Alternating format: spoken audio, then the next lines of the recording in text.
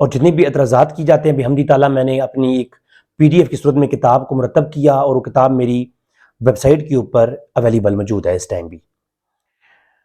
تو اس کتاب کے اندر تمام تر اصل سکین کتابوں کے لگا کر کے میں نے مسئلے کو اجاگر کیا۔ اس سال میں نے کوئی باقاعدہ طور پر اس پہ کوئی نشست ریکارڈ کروانے کا میرا ارادہ نہیں تھا۔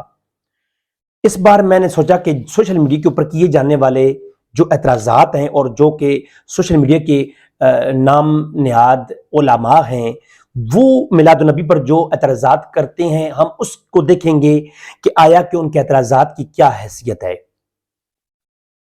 پچھلے 2 دنوں کے اندر میں نے دیوبند کے ایک مولوی ساجد خان نقشبندی، جس کو کوڈو کے نام سے لوگ کہتے ہیں، مجھے پتہ نہیں کیوں کہتے ہیں، لیکن بریلوی حضرات اس کو کوڈو کہتے ہیں۔ جیسا کہ آپ لوگ جانتے ہیں کہ میرا منہج بریلویت دیوبندیت کا دفاع کرنا نہیں، ہمارا منہج یہ ہے کہ جو مسئلہ ہے اس کو دیکھنا ہے کہ قرآن، حدیث، اجماع اور متقدمین کے ہاں اس کی شریعت کیا ہے، اور بڑے علماء کے مابین ان کی کیا بحث اور کیا تکرار ہے۔ یہ میرا منہج ہے۔ اگر بات فقط بریلویوں کے اوپر ہوتی تو میں جواب ہرگز ریکارڈ نہ کراتا، لیکن چونکہ بات امام جلال الدین سیوطی پر کی گئی اور اتنی بے باک اور اتنی غیر ذمہ دارانہ گفتگو ساجد نقشبندی، جو کہ دیوبندیوں کی طرف سے بہت بڑے عالم کہلواتے ہیں، اپنے آپ کو مناظر کہلواتے ہیں، تو ان کو ایسا کرنے کے اوپر سوچنا چاہیے تھا کہ وہ جب اعلی حضرت پہ اعتراض کرتے ہیں، بریلویوں پہ اعتراض کرتے ہیں، تو یہ اعتراض کرنا سمجھ میں آتا ہے، لیکن بڑے بڑے جید علماء جن کی کتابیں تم خود مدارس میں پڑھاتے ہو، ان کے اوپر قلم، یعنی اپنے قلم اٹھانے یا زبان کو جو ہے نا وہ بولنے سے پہلے سمجھنا چاہیے اور اس پہ سوچنا چاہیے۔ تو لہٰذا ہم نے ساجد نقشبندی کے جو تمام تر ویڈیوز ہیں اس کو ہم نے 1 گھنٹے کی ویڈیو کو دیکھا۔ اس کے پہلی نشست کے اندر جو اعتراضات کیے گئے ہیں اس کا جواب انشاءاللہ تبارک تعالیٰ آپ لوگ انتہائی اعتدال پسندی کے ساتھ اور غیر جانبداری کے ساتھ آپ لوگ جو ہے نا عدل کے معیار کے اوپر جواب سنیں گے۔ امام جلال الدین سیوطی رحمۃ اللہ علیہ وہ ہستی ہیں جن کے بارے میں دیوبند کے بڑے بڑے علماء نے اپنی کتابوں میں لکھا۔ انور شاہ کاشمیری نے یہاں تک لکھا کہ جناب یہ وہ ہستی ہیں جس کو 20 یا 21 سے زیادہ مرتبہ جاگتے ہوئے رسول اللہ کا دیدار ہوا ہے، اور ان کی یہ تفسیر جلالین آج مدارس کے اندر زیر نصاب ہے، اور بڑے بڑی ان کی جو ہے نا حوامش اور ان کی جو تحریار ہیں وہ آج مدارس کے علماء اور جو نوجوان ہیں وہ پڑھتے ہیں۔ عرب و عجم کے اندر ایک معروف شخصیت ہے امام جلال الدین سیوطی، عالم متوفی 911 ہجری۔ انہوں نے میلاد کے اوپر ایک کتاب لکھی، اور اس کتاب کا انتباس انہوں نے اپنی ایک کتاب الحاوی الفتاوی کے اندر یا الحاوی الفتاوی کے اندر ایک پورا انہوں نے ایک باب قائم کیا، اور اس باب کو بعد میں الگ سے کتاب بنا کر کے پیش کر دیا گیا۔ بریلوی علماء نے بنایا یا جس نے بنایا، ہمیں چونکہ بریلوی دیوبندی جھگڑوں میں نہیں پڑھنا، ہم نے دیکھنا ہے کہ ساجد خان نقشبندی کتنا بڑا بلندری ہے اور کس انداز سے اس نے علماء اپنے عقیدے، فاسد عقیدے کو ثابت کرنے کے لیے کس اعتبار سے اس نے کس انداز میں جھوٹ بولے ہیں علماء کے اوپر، اس کو آج ہم واضح کریں گے۔ سب سے پہلے میں کوشش کرتا ہوں کہ ساجد خان نقشبندی کا ایک کلپ ہم جاری کریں۔ پہلے کلپ میں وہ کیا کہہ رہا ہے۔ لایانی باتوں سے بھری پڑی ہیں ان کی تصانیف۔ وہ حضرت جی علامہ سیوطی کا حال کیا ہے، جو کہ انہوں نے اجتہاد کا دعویٰ کر دیا تھا، تو کہتے یار اس کو دیکھو، اجتہاد کا دعویٰ زمانہ ہوا بند ہوا ہے، اسے اب اجتہاد کا شوق چڑھ گیا۔ حالت یہ ہے کہ یہ کسی بات کو بھی تحقیق سے بیان کرنے کو تیار نہیں ہے۔ اس کی حالت یہ ہے کہ اپنی کتابیں دوسروں سے چوری کر کے نقل کر دیتا ہے جو ہے نا، تو بہت عجیب عجیب باتیں، ہم وہ باتیں نہیں کرنا چاہتے۔ اگرچہ لوگوں نے یہی کہا ہے کہ علامہ سخاوی رحمہ اللہ اور علامہ سیوطی رحمہ اللہ کے درمیان جو یہ جملوں کا تبادلہ ہوا ہے غیر مناسب، یہ معاصرانہ چپکلش ہے، دونوں آئمہ ہیں۔ تو جب دونوں آئمہ ہم بھی اس پہ راضی ہیں، تو جیسے آپ نے یہاں علامہ سخاوی کے بارے میں، علامہ سیوطی کے بارے میں حسن ظن رکھا ہے نا، یہ حسن ظن یہاں کہاں چلا جاتا ہے میرے بھائی؟ یہاں تو ڈائریکٹ جہنم میں ہو جاتا ہے معاذ اللہ۔ اب جس پر ایک جرہ بھی ثابت نہیں کی جا سکتی، آج آپ نے اس کو جہنم بھی بنا دیا معاذ اللہ، اور جس پر جرہ موجود ہے، خاص کر حاتم اللیل کی، اسے آپ ایسے پیش کر رہے ہیں جیسے اس نے کوئی جواب نہیں لکھ لیا آسمان سے، اس پر وہی نازل ہوگی ہے معاذ اللہ۔ دونوں عالم ہیں میرے بھائی، ایک نے بھی لکھ لیا، دوسرے نے اس کا جواب لکھ لیا. ہمیں جواب لکھنے سے کوئی مسئلہ نہیں ہے. ہاں ہمارا کام یہ ہے کہ ہم اصولوں کی روشنی میں یہ پرکھ لیں کہ ان میں سے کس کی بات اصول کے قریب ہے. اور علامہ سیوطی بھی بڑے آدمی ہیں، لیکن اتنے بڑے آدمی بھی نہیں ہیں کہ اگر کسی مسئلے پر کچھ لکھ لیں تو پھر اس کا جواب اور وہ حرف آخر ہو جاتا ہے، ایسا بھی نہیں ہے. تو یہ دونوں ائمہ کا علمی مقام آپ کے سامنے آ گیا. اب آگے چلتے ہیں. ان کی کتاب کا جیسے ہم نے نام بتایا المورد فی الکلام علی عمل المولد ہے، اور علامہ سیوطی رحمہ اللہ کی کتاب کا نام حسن المقصد فی عمل المولد ہے، یا حسن المقصد فی عمل المولد ہے. تو وہ حسن المقصد فی عمل المولد کے اوپر انہوں نے گفتگو کرتے ہوئے کہا کہ یہ امام تو وہ حسن المقصد فی عمل المولد کے اوپر انہوں نے گفتگو کرتے ہوئے کہا کہ یہ امام سیوطی کی جو کتاب ہے یہ مشکوک کتاب ہے، لا یعنی کتاب ہے. اور اس نے علامہ سخاوی کے حوالے سے لکھا کہ امام سیوطی کے بارے میں انہوں نے کہا ہے کہ یہ پاگل آدمی تھا، اس نے پتہ نہیں کیا کیا وہ الفاظ استعمال کیے ہیں امام سیوطی کی رد میں. وجہ کیا تھی؟ وجہ یہ تھی کہ امام سیوطی نے میلاد کے وہ قائل تھے اور بریلویوں سے پہلے کے بزرگ ہیں، تو لہٰذا اس گفتگو کو جب دیکھا تو یہ بات ساجد نقشبندی کو ہضم نہ ہوئی، تو انہوں نے جو ہے نا اور کوئی طریقہ نہیں ڈھونڈا اپنے بڑوں کی طرح اس سے جان چھڑانے کے لیے، جو ہے نا یہ کہنا شروع کر دیا کہ امام سیوطی ٹھیک آدمی نہیں ہے. وہ کتابوں سے دیکھیے جرح امام حنیفہ کے بارے میں نکال کے لاتے ہیں نا غیر مقلد. تو ابو حنیفہ رحمۃ اللہ علیہ کے متعلق جیسے کہ جرح موجود ہیں، اس طرح دیگر بزرگوں کے بارے میں موجود ہیں. تو اتنی زیادہ کتابیں لکھنے والا اور اتنا بڑا مصنف کہ فاقہانی جو علامہ فاقہانی رحمۃ اللہ علیہ جو بزرگ ہیں جن کی ابھی گفتگو ہوگی آگے، تو وہ امام سیوطی کے مقابلے میں جوتیوں میں بھی نظر نہیں آتے. جو امام فاقہانی ہے نا وہ امام سیوطی کے مقابلے میں ان کے شاگردوں میں بھی نہیں آتے. اتنی جو ہے نا وہ بڑے عالم امام سیوطی ہیں. جنہوں نے علل پہ کتابیں لکھی ہوں کیا وہ جاہل تھے؟ جنہوں نے جناب والا فقہ پہ کتاب لکھی ہو کیا وہ جاہل تھے؟ جنہوں نے علوم قرآن کے اوپر اتقان لکھی ہو کیا وہ جاہل تھے؟ جنہوں نے کتاب العلل لکھی ہو کیا وہ جاہل تھے؟ جو صحیح اور ضعیف کا عنوان جانتے ہوئے الموضوعات لکھی ہو کیا وہ جاہل تھے؟ الحاوی الفتاوی جنہوں نے لکھی ہو کیا وہ جاہل تھے؟ جن کی تفسیر جلالین عرب و عجم میں مقبول ہے کیا وہ جاہل تھے؟ اور ان کی کتابوں کی ایک اتنی لمبی فہرست ہے کہ دیوبندی بھی اس کا انکار کر نہیں سکتے. جو گلے کی ہڈی بن گئی نا وہ امام سیوطی کی کتاب جو رسالہ جو انہوں نے اپنی الحاوی الفتاوی میں لکھا، اور یہ کہتے ہیں یہ کتاب یہ جو حسن المقصد فی عمل المولد ہے یہ کتاب جو ہے نا یہ معتبر نہیں ہے، لا یعنی ہے. بھائی یہ کتاب الگ سے نہیں ہے، یہ الحاوی الفتاوی کا ایک باب ہے، اور الحاوی الفتاوی وہ ہے جس کے دیوبندی علماء نے اپنی کتابوں میں حوالہ جات اور اس کی تعریفیں کر رکھی ہیں. چونکہ وہ ہمارا مزی اور بریلوی لڑائی کو آواز دینا میرا مقصد ہوتا تو میں یہاں پہ 4-5 باتیں سنا سکتا تھا، لیکن ہم نے آگے بات لے کے چلنی ہے. اگلی بات یہ ہے کہ وہ کہتے ہیں کہ علامہ فاقہانی نے فتویٰ دیا. اب یہ جو فاقہانی ہیں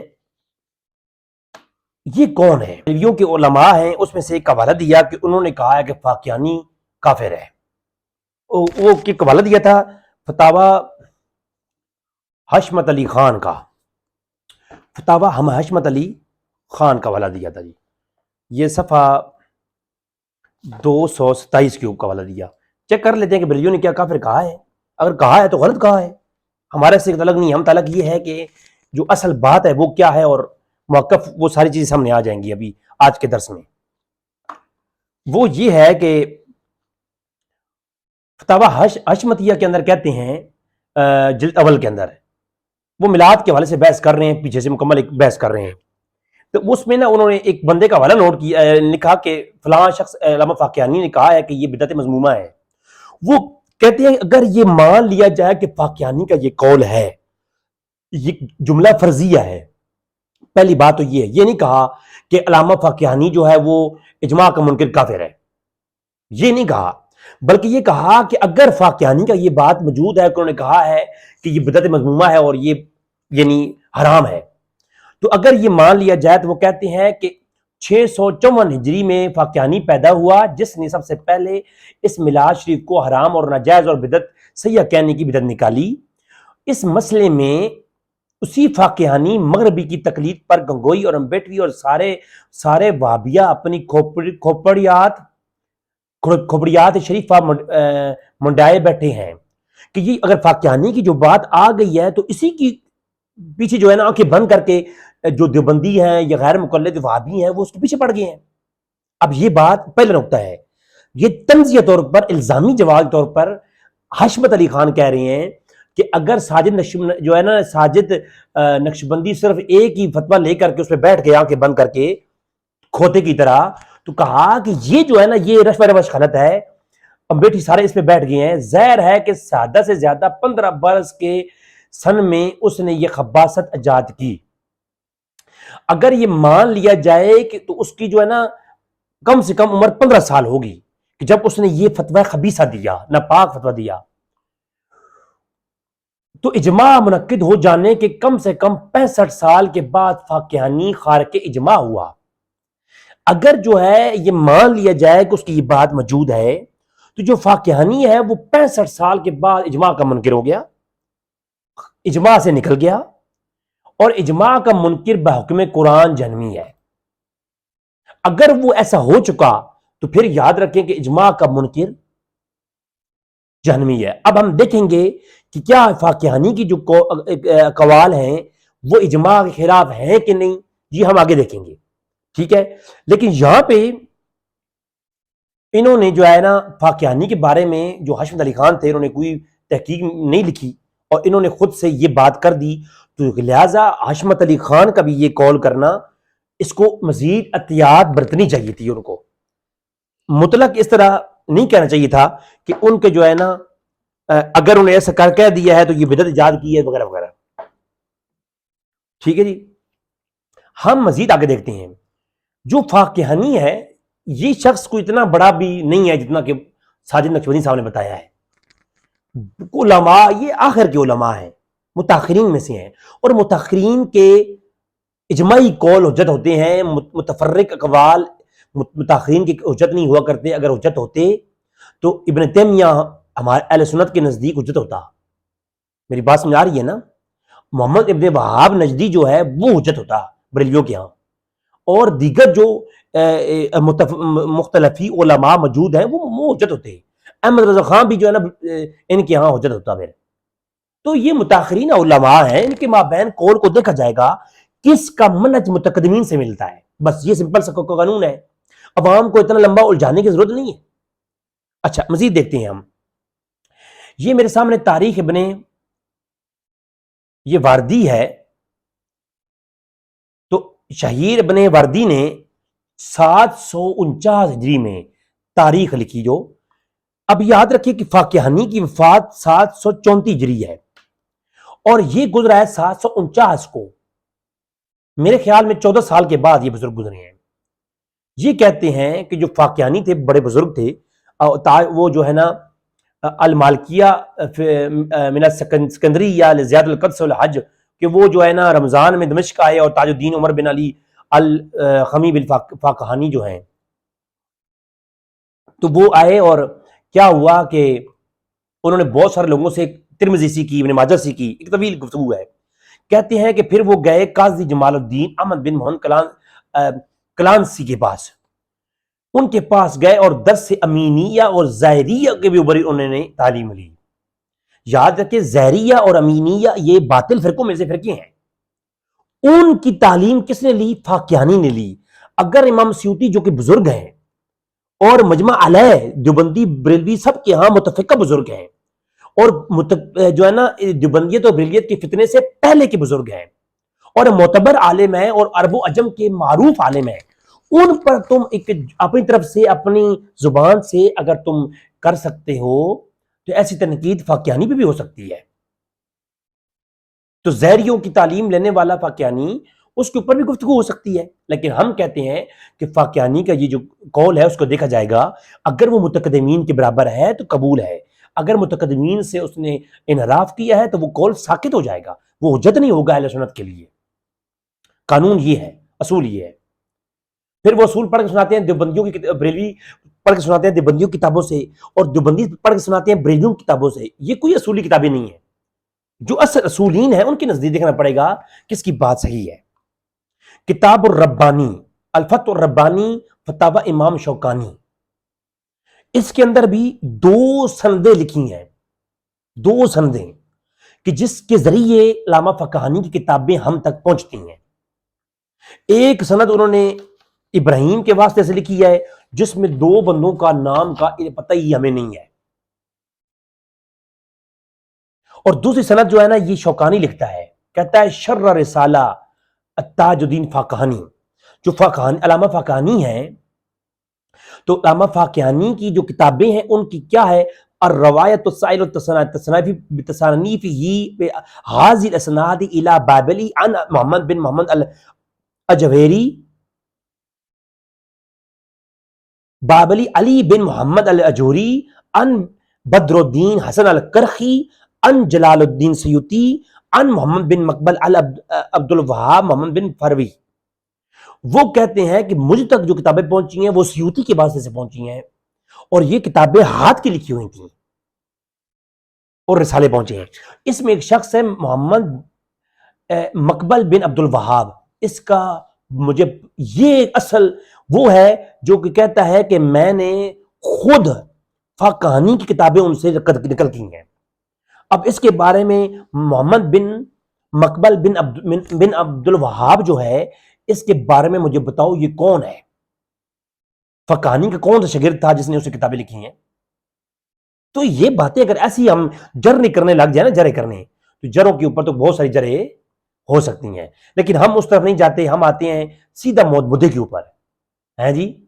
وہ کیا کہتا رہتا ہوں, یہ میرے شاگرد بیٹھے ہیں, ان کو میں کہتا رہتا ہوں کہ جی کہ ٹٹی اور حلوے میں فرق ہوتا ہے, ٹٹی اور حلوے میں فرق ہوتا ہے, آب زمزم میں اور گنگا جل میں فرق ہے. سمجھا رہی ہے جی.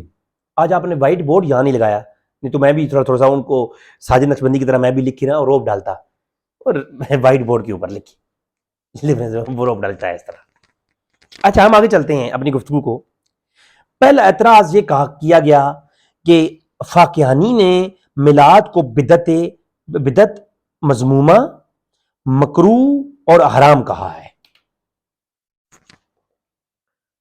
پہلی بات تو یہ ہے کہ تینوں الگ شریعت کے اندر مقامات ہیں. مکروہ کے لیے دلیل اور ہوگی, بدعت مذمومہ کی دلیل اور ہوگی, اور حرام ہونے کے لیے دلیل اور ہوگی.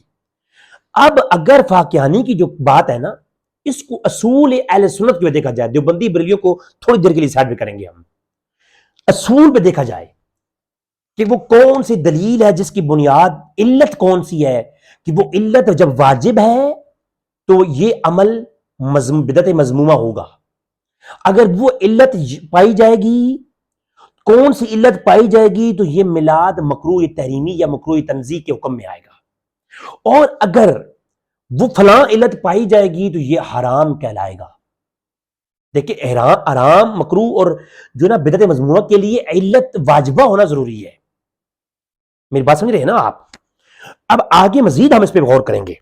کہا کہ علامہ فاقہانی نے کس صورتوں میں کن علتوں کی بنیاد پر میلاد پر حکم لگایا. یہ گزرے ہیں 734 ہجری میں, جبکہ 734 ہجری میں میلاد کے معاملات میں کئی ایسے حوادث اور بدعات رائج ہو چکے تھے جن کا ذکر خود فاقہانی نے کیا ہے.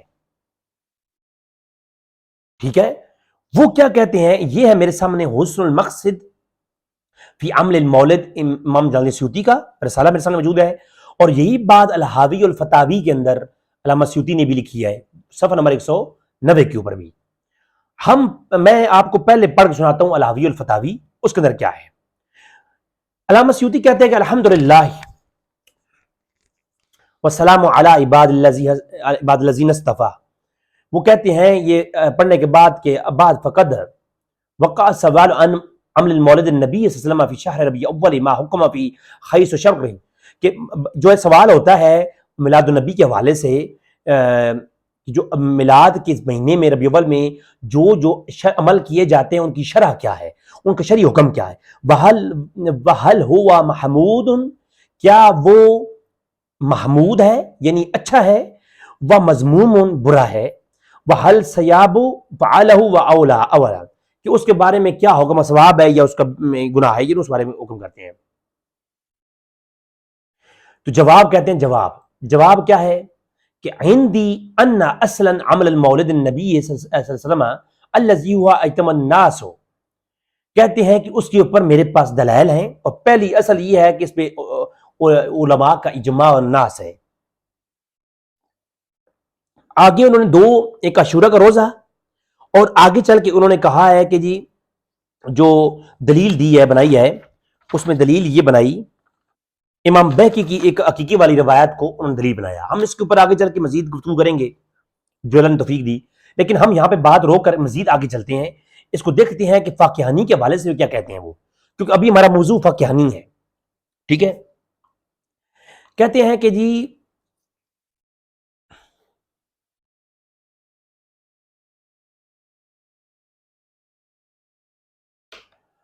کہتے ہیں وقد ادعا شیخ تاج الدین عمر بن علی الحمی اسکندری المشہور بفاقہانی من متاخری المالکیہ، کہتے ہیں کہ مالکیہ کے جو متاخرین علماء ہیں ان میں سے ایک شخص ہے، مشہور ہے فاقہانی کے نام سے، اس کے فتویٰ جو ہے نا، اس کا دعویٰ کیا ہے، کہتا ہے وہ دعویٰ کرتا ہے کہ ان المولد عمل المولد بدعۃ مذمومہ وَأَلْفُ فِي ذَلِكَ کتاب السماع المورد فی کلام علی عمل المولد ہے۔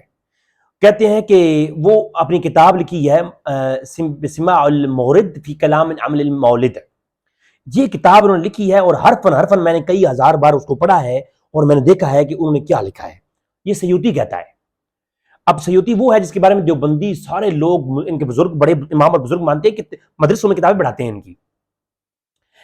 کہتا ہے کہ یہ جو ہے نا، اس نے جو سیوطی ہے، اس نے کہا ہے کہ فاقیانی کی جو کتاب ہے، اس کتاب کو میں نے ہزار بار پڑھا، اس کے اندر انہوں نے کہا ہے کہ یہ بدعت مذمومہ ہے۔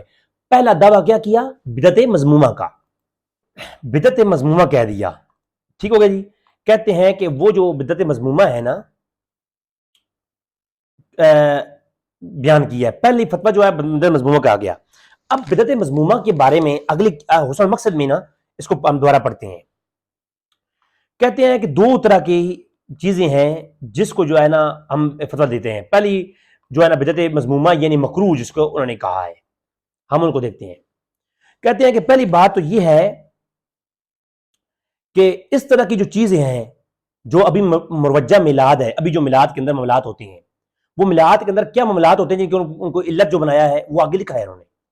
کہتے ہیں یہ ہم نے پہلے رسول اللہ کے زمانے میں نہیں دیکھا، وَهَذَا لَمْ يَأْذَنُ بِهِ شرع کے اندر نہیں ہے، وَلَا فَعَلَهُ الصَّحَابَةُ وَلَا التَّابِعُونَ، تابعین نے اور صحابہ نے نہیں کیا ایسا، وَلَا الْعُلَمَاءُ، جو بڑے علماء ہیں انہوں نے ایسا نہیں کیا، لہٰذا یہ جو ہے نا وَلَا جَائِزٌ أَن يَكُونَ مُبَاحًا، ان کو ہم مباح بھی اسی لیے نہیں کہتے کہ ان چیزوں کو کسی نے نہیں کیا۔ اب وہ چیزیں کیا ہیں آگے لکھتے ہیں، کہتے ہیں ان کو دو حصوں میں تقسیم کرتا ہوں۔ احدہما، پہلی چیز، ان یعلم رجل من عین المالہ واہلہ وصحبہ وعیالہ لا یجازون فی ذلک اجماع علی الاقل التام ولا یقربون شیئا من الاسام وهذا الذی صفناه بانہ بدعۃ مکروہۃ وشناع۔ اب یہ کہتے کیا ہیں؟ کہتے ہیں کہ ان چیزوں میں ایک صورت وہ ہے کہ کوئی شخص اپنے ذاتی مال میں سے اپنے اہل خانہ، دوستوں اور کارکنوں کے لیے یہ کام کرے کہ اسے اجماع میں صرف کھانا پکانا کے لیے جمع ہو جائیں، کھانے کے لیے صرف جمع ہو جائیں، یہ سارے دوست و کارے میں ایسا نظام بنائے کہ کھانے کا انتظام کرے، اور کسی گناہ کے کام میں بالکل قریب نہ جائیں۔ مگر یہ وہی صورت ہے جسے کہ ہم نے مکروہ اور بدعت اور قابل مذمت قرار دیا ہے، کیونکہ متقدمین میں اہل اطاعت میں سے کسی نے بھی، جو اسلام کے فقہا لوگوں نے، علماء تھے، یہ کام نہیں کیا کہ آپ لوگ پیسہ اکٹھا کرو اور صرف کھانے کا انتظام کرو، صرف کھانے کا، اور اس کھانے کے انتظام کو ایسے ترتیب دے دو ایز اے رسمن، یہ کیا ہو جائے گا؟ انہوں نے کہا یہاں پہ کیا کہا کہ شیئا من الاسام ھذا الذی صفناہ بانہ بدعۃ مکروہۃ وشناع، کہ یہ بدعت مکروہ ہے کیونکہ اس کو آپ رسم بنا کر کے کیا کریں، لوگوں کو جمع کریں اور صرف کھانے کا تمام کریں، صرف کھانے کا تمام۔ وَإِذَا لَمْ يَفْعَلُوا أَحَدًا مِنْ مُتَقَدِّمِي أَهْلَ الطَّاعَةِ الَّذِينَ مِنَ الْفُقَهَاءِ الْإِسْلَام، کیونکہ یہ فقہاء اسلام میں سے ایسا کسی نے نہیں کیا۔ پہلی بات یہ ہے کہ یہاں پہ یہ نہیں کہا کہ فقط کھانا بنا کر کے ثواب کی نیت سے بانٹنا یہ مکروہ ہے۔ اگر ایسا ہوتا تو حدیث شریف ہے اور کئی ایسے معاملات ہیں جس کو آج بڑی بڑی این جی او اور بڑے بڑے انتظامات ہیں فقراء اور کو کھلانے کے لیے نظام ہے، وہ سارے کا سارا بدعت مذمومہ ہو جائے گا، کیونکہ وہ بھی کسی علماء سے ثابت ہو نہیں ہے۔ تو اگر یہ قانون فقط یہ مان لیا جائے جو کہ ساجد نقشبندی نے بتایا ہے کہ بھائی جو بھی علماء فقہا نے نہیں کیا تو وہ سب کے سب کام کیا ہیں، وہ بدعت مذموم ہو جائیں گے، تو پھر تو سارے مذموم ہو جائیں گے۔ فاقیانی کا یہ کہنے کا مطلب ہرگز نہیں ہے۔ اگر یہ مان لیا جائے جو کہ ساجد نقشبندی نے بتایا ہے، آپ آگے آ جائیں، تھوڑا آگے بڑھیں آپ جی۔ تو ریکارڈنگ ٹھیک ہو رہی ہے؟ تو جو ساجد نقشبندی نے بتایا ہے نا، اگر وہ مان لیا جائے تو اس کا مطلب یہ ہے کہ کسی طرح کا کھانا بنانا، جمع کر کے پیسے کرنا، یہ کیا ہے؟ یہ بدعت مذموم ہو جائے گا، کیونکہ ہر وہ کام بدعت مذموم ہو جائے گا جس پر فقہا سے دلیل نہیں ہوگی۔ قرآن حدیث اجماع اور قیاس، قرآن حدیث سے بھی، صحابہ کرام سے بھی اور فقہا سے بھی، چاروں لوگوں سے جن سے نہ ہو دلیل، وہ کیا بدعت مذموم ہو جائے گی۔ حالانکہ بدعت مذموم ثابت کرنے کے لیے دور کی کسی کتاب میں بھی یہ اصول نہیں ہے کہ جو فقہا جس پہ عمل نہ کریں، جو کام فقہا ثابت نہ ہو وہ بدعت مذموم ہوگا۔ یہ پورے امت کے اندر کوئی ایک قانون نکال کے دکھا دیں کتابوں میں، یہ قانون موجود ہی نہیں ہے۔ یہ پوائنٹ نوٹ کریں، آپ لوگ لکھیں، ٹھیک ہے؟ حسن تمہارے پاس نوٹ بک نہیں ہے؟ کیوں بھائی؟ نوٹ بک رکھے اپنے پاس لازمی، نوٹ بک رکھا کریں، جیسے کہ میں لکھتا ہوں، دیکھو میں بھی لکھتا ہوں، تو نوٹ بک رکھے اپنے پاس۔ یہ باتیں پھر بار بار نہیں ہوتی ہیں، یہ ایک بار ہوتی ہیں سالوں میں۔ تو بدعت مذموم ثابت کرنے کے لیے جو فاقیانی نے علت پیش کی ہے، وہ علت بدعت مذموم ثابت کرنے کے لیے نہیں ہوتی، کیا کافی نہیں ہے۔ لیکن پھر بدعت مذموم کیسے ثابت کیا ہوگا؟ اس میں جو لفظ ہے نا یہ والے کہ شیء من الاثام کے لفظ ہیں جو، اور آگے انہوں نے کہا کہ یہ بدعت مکروہ ہے، وہ اس بات کی طرف ہے، اشارہ کس بات طرف؟ یہ جو رسمن بنا لیا جائے، فقط رسم بنا لی جائے، تو فقط رسم بنا کر کے ایسا عمل کرنا جیسے کہ ہندو بنا لیتے ہیں بعض امور کو، تو وہ اس طریقے سے کسی چیز کو رسمن بنا لینا، یہ کیا ہے؟ یہ مکروہ ہو جائے گا اور یہ بدعت مکروہ ہو جائے گی۔ یہاں لفظ استعمال کیا بدعت المکروہ، تو یہ یاد رکھیں کہ یہاں بدعت مکروہ لفظ استعمال کیا، اور ہر بدعت مکروہ حرام نہیں ہوتی ہے، یہ بھی ذہن رکھیں آپ۔ تو یہاں پہ صرف مکروہ کہا اور نیا کام کہا، اور اس کو حرام نہیں کہا، مکروہ کہا، اور اس میں علت یہ بتائی کہ اس کو رسم بنا کر کے کھانا بنانے کی جو رسم ہے۔ اسی لیے میں بریجوں سے چیخ چیخ کر اپنے لیکچرز اندر کہتا ہوں کہ یہ جو تم لوگ صرف کھانے کا انتظام کر لیتے ہو، اس کو چینج کرنا چاہیے تھوڑا۔ اور ابھی جو بریلوی حضرات کھانے کا انتظام کرتے ہیں، یہ دیوبندی بھی کرتے ہیں کہ جی محفل کے بعد آخر میں لنگر شنگر ہوگا، ہائے ہائے ہائے۔ تو وہ جو لنگر شنگر ہوتا ہے نا کھانے محفل کے بعد، اس میں محفل شامل ہے، ذکر قرآن کا ذکر، تلاوت قرآن شامل ہے، اور اس میں ذکر حدیث شریف شامل ہے۔ تو ایسا ذکر کرنے کے بعد آخر میں طعام ہو تو یہ کوئی بدعت مکروہ ہے، اس کو فقیانی نے نہیں لکھا۔ میرا چیلنج ہے نسل جناب والا دیوبند کو، میرا چیلنج ہے نسل دیوبند کو، ایک دلیل فقیانی سے لے کے آؤ کہ اس نے کہا ہو کہ جنا جو آج بریلی محفل کراتے ہیں، جو میلاد آج موجہ میلاد ہے، کہ آپ لوگ کیا کریں گے؟ محفل سجائیں گے، اس میں تلاوت ہوگی، اس میں ذکر مصطفیٰ ہوگا، اس میں نعت نبی ہوگی، اور اس کے آخر میں طعام ہوگا۔ یہ چار چیزوں کو فقیانی نے حرام، مکروہ، بدعت، مذموم لکھا ہو۔ میرا 1,00,000 روپے کا چیلنج ہے، میں 1,00,000 روپے دوں گا۔ اگر کوئی حلالی ہے تو وہ اس کے اوپر لے کے آئے۔ آپ آگے آ جائیں، اگر کوئی حلالی ہے تو اس پہ دلیل لے کے آئے۔ سمجھا رہی بات؟ یہ تو جہاں تک بات ہو گئی۔ اگلی بات، تو یہاں پر معلوم ہوا کہ جو مکروہ لکھا ہے یا بدعت مذمومہ یا مکروہ لکھی ہے، وہ مذمومہ مکروہ کے معنی میں لکھی ہے، اور مکروہ جو ہے وہ عمل کرنے میں گناہ اس ٹائم تک نہیں ہوتا جب تک اس طرح کی کوئی علت نہ پائی جائے۔ مکروہ وہ کام ہے جو کام تو ہو جاتا ہے، اس کے ثواب میں کمی ہوتی ہے۔ ٹھیک ہو گیا جی؟ اب کہتے ہیں کہ وثانی، کہتے ہیں میرے پاس دوسری قول بھی ہے، یہ تو مکروہ قول ہے، اس کے اندر علت کیا تھی؟ فقط کھانا بنانا، اس کو رسمن بیان کرنا، یہ علت ہے۔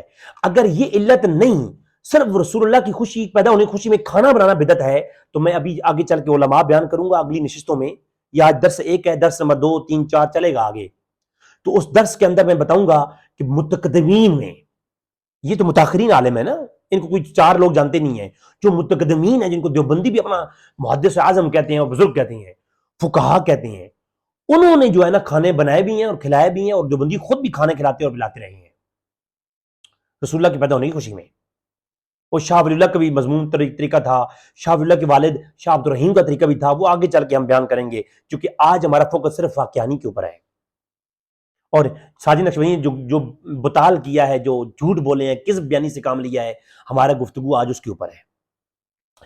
آگے چل کے کہتے ہیں، امام سیوطی کے فاقیانی کا قول کرتے ہیں کہ فاقیانی کہتا ہے الثانی ان تدخله جنایت و تقوت بن عنایت حتی یعطی الاحد شیء نفس، تو وہ کہتے ہیں کہ احد شیء نفس یتابع، کہ ایسی چیزیں، دوسرا طریقہ کار یہ ہے میلاد کی ایسی محفلوں میں جو چیزیں شروع ہو گئی ہیں، اس دور میں شروع ہو چکی تھیں ایسی چیزیں، خرافات، تو ایسی چیزیں جو کہ میلاد کے اندر پائی جاتی ہیں، جس میں انسان جو ہے نا وہ ایک محفل سجاتا ہے، اس میں اخلاط ہوتا ہے عورتوں مردوں کا، اس میں شہوت پرستی ہوتی ہے، اس میں جناب حیا کے تقابل اٹھ جاتے ہیں اور بے حیائی ہوتی ہے، ایسی جو ہے نا سیما ان الصاف الى ذلك شيء من الغنا، جو گانے اور موسیقی والے آلات کے ذریعے ایسی محفل ہوتی ہے، من البطون الملائی، اور اس میں بالآیات الباطل الدفوف، ڈھول ڈھمکے گانے باجے غنائم، عورتوں کا اخلاط، اجتماع الرجال من الشباب،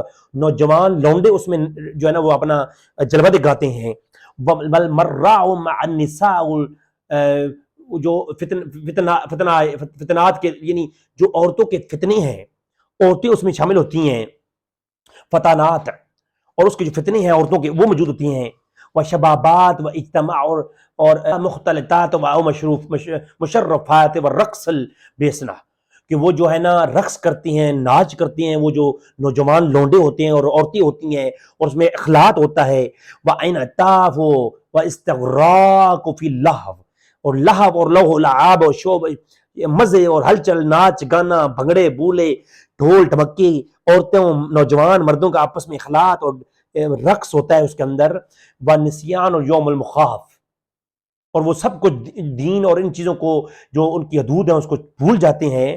تو یہ کیا ہے کہ کہا کہ مکروہن او حرامن ان یکون کلام الفصلین، فاقیانی نے کیا کہا ہے؟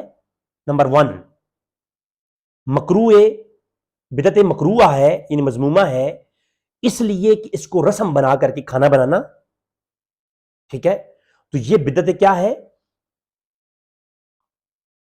یہ بدعت مکروہ ہے، اس کو رسم نہ بنایا جائے، اور چونکہ علماء متقدمین میں بھی اس کو کسی نے رسم نہیں بنایا۔ نمبر 2، یہ حرام ہے اس صورت میں کہ اس کے اندر عورتیں مرد اکٹھے ہو کر، نوجوان گانے ہوتے ہیں اور گانے شباب ہوتا ہے، ناچ گانا ہوتا ہے، مزامیر ہوتی ہیں، دف ہوتی ہیں، اور اس میں لوح و لعاب ہوتا ہے اور مزے والے نظام ہوتے ہیں، تو یہ حرام ہے۔ یہ تو ہم بھی کہتے ہیں حرام ہے، یہ تو بریلوی بھی کہتے ہیں حرام ہے۔ میں اہل مصر سے ملا، میں نے تعلیم اہل مصر سے لی ہے، میں نے میلاد کرنا شروع کیا اہل مصر کو دیکھ کر، تو وہ کہتے ہیں یہ حرام ہے۔ اہل یمن کے اندر میں گیا، یمن کے اندر گیا، وہ کہتے ہیں حرام ہے۔ میں نے سودان کے علماء سے ملا، وہ کہتے ہیں حرام ہے۔ تو یہ تو خرافات تو سب کے ہاں حرام ہے۔ اس نے فاقیانی نے کون سا کوئی نیا جو کام کر دیا ہے؟ یہ تو اس سے پہلے علماء بھی فتوی دے چکی ہیں کہ خرافات سے پاک محفلیں جائز ہیں، اور خرافات سے پاک محفلوں کو ہم جائز کہتے ہیں جن میں قرآن پڑھا جائے، حدیث پڑھی جائے، ذکر ولادت النبی کیا جائے، اور وہ جائز ہیں۔ یہ جو چیزیں فاقیانی نے لکھی ہیں، یہ میرا چیلنج ہے، یہ تو ہم بھی کہتے ہیں حرام ہے۔ اس کی بنیاد پہ کس نے فاقیانی نے کہا ہے کہ تم تلاوت قرآن، ذکر ولادت مصطفیٰ اور اس طرح کی جو ہے نا طعام پکانا اور بر ربیع الاول کو یہ تمام کرنا ربیع الاول کے مہینے میں، یہ حرام ہے؟ یہ فاقیانی نے کہا ہے؟ فاقیانی نے کہا ہے کہ جو رقص کرتے ہو، شباب ہوتا ہے جو کہ جو ہے نا ہندوؤں کے سے جو ہے نا رسموں میں ہوتا ہے، ایسے معاملات جو کیے جائیں، یہ کیا ہے؟ یہ حرام ہے۔ تو معلوم ہوا کہ فاقیانی کی عبارت میں میرا چیلنج ہے، ایسی کوئی بات نہیں ہے جس سے کوئی میلاد النبی کروانے والے کے اوپر فتویٰ آیا جائے، انہوں نے جو فتویٰ دیا ہے وہ بالکل صحیح دیا ہے، وہ بالکل غلط نہیں ہے. اور الحاوی الفتاوی میں اور بعد میں جو ہے نا اس کے اوپر کلام بھی امام سیوطی نے اسی اعتبار سے کیا ہے. کہتے ہیں کہ میلاد النبی بدعت حسنہ ہے. اس میں کیا کیا ہوگا؟ اس میں جو ہے نا وقراءۃ ما تسیر من القرآن وروایت الاخبار الواردۃ فی مبتدأ امر النبی صلی اللہ علیہ وسلم. اب توجہ کیجیے گا، میلاد کیا ہے؟ میلاد یہ ہے، اس کو اگر فقیہین نے حرام لکھا ہے تو میرا چیلنج ہے، آؤ میرا سامنا کر لو. یہ امام سیوطی کہتے ہیں جواب یہ ہے کہ پہلی بات سمجھ لو کہ میلاد ہے کیا، اس کی اصل موجود ہے. اور وہ کیا ہے؟ کہا کہ اجتماع الناس وقراءۃ ما تسیر فی القرآن، کہ قرآن کی تلاوت کی جائے، اجتماع کیا جائے، عوام کا اجتماع ہو، اس محفل میں قرآن کیا جائے. اور روایت الاخبار الواردۃ فی مبتدأ امر النبی صلی اللہ علیہ وسلم ووقعوا من مولد من آیاتہ ثم ینصرفون فی غیر الزیارت علی ذلک من بدعۃ الحسنۃ.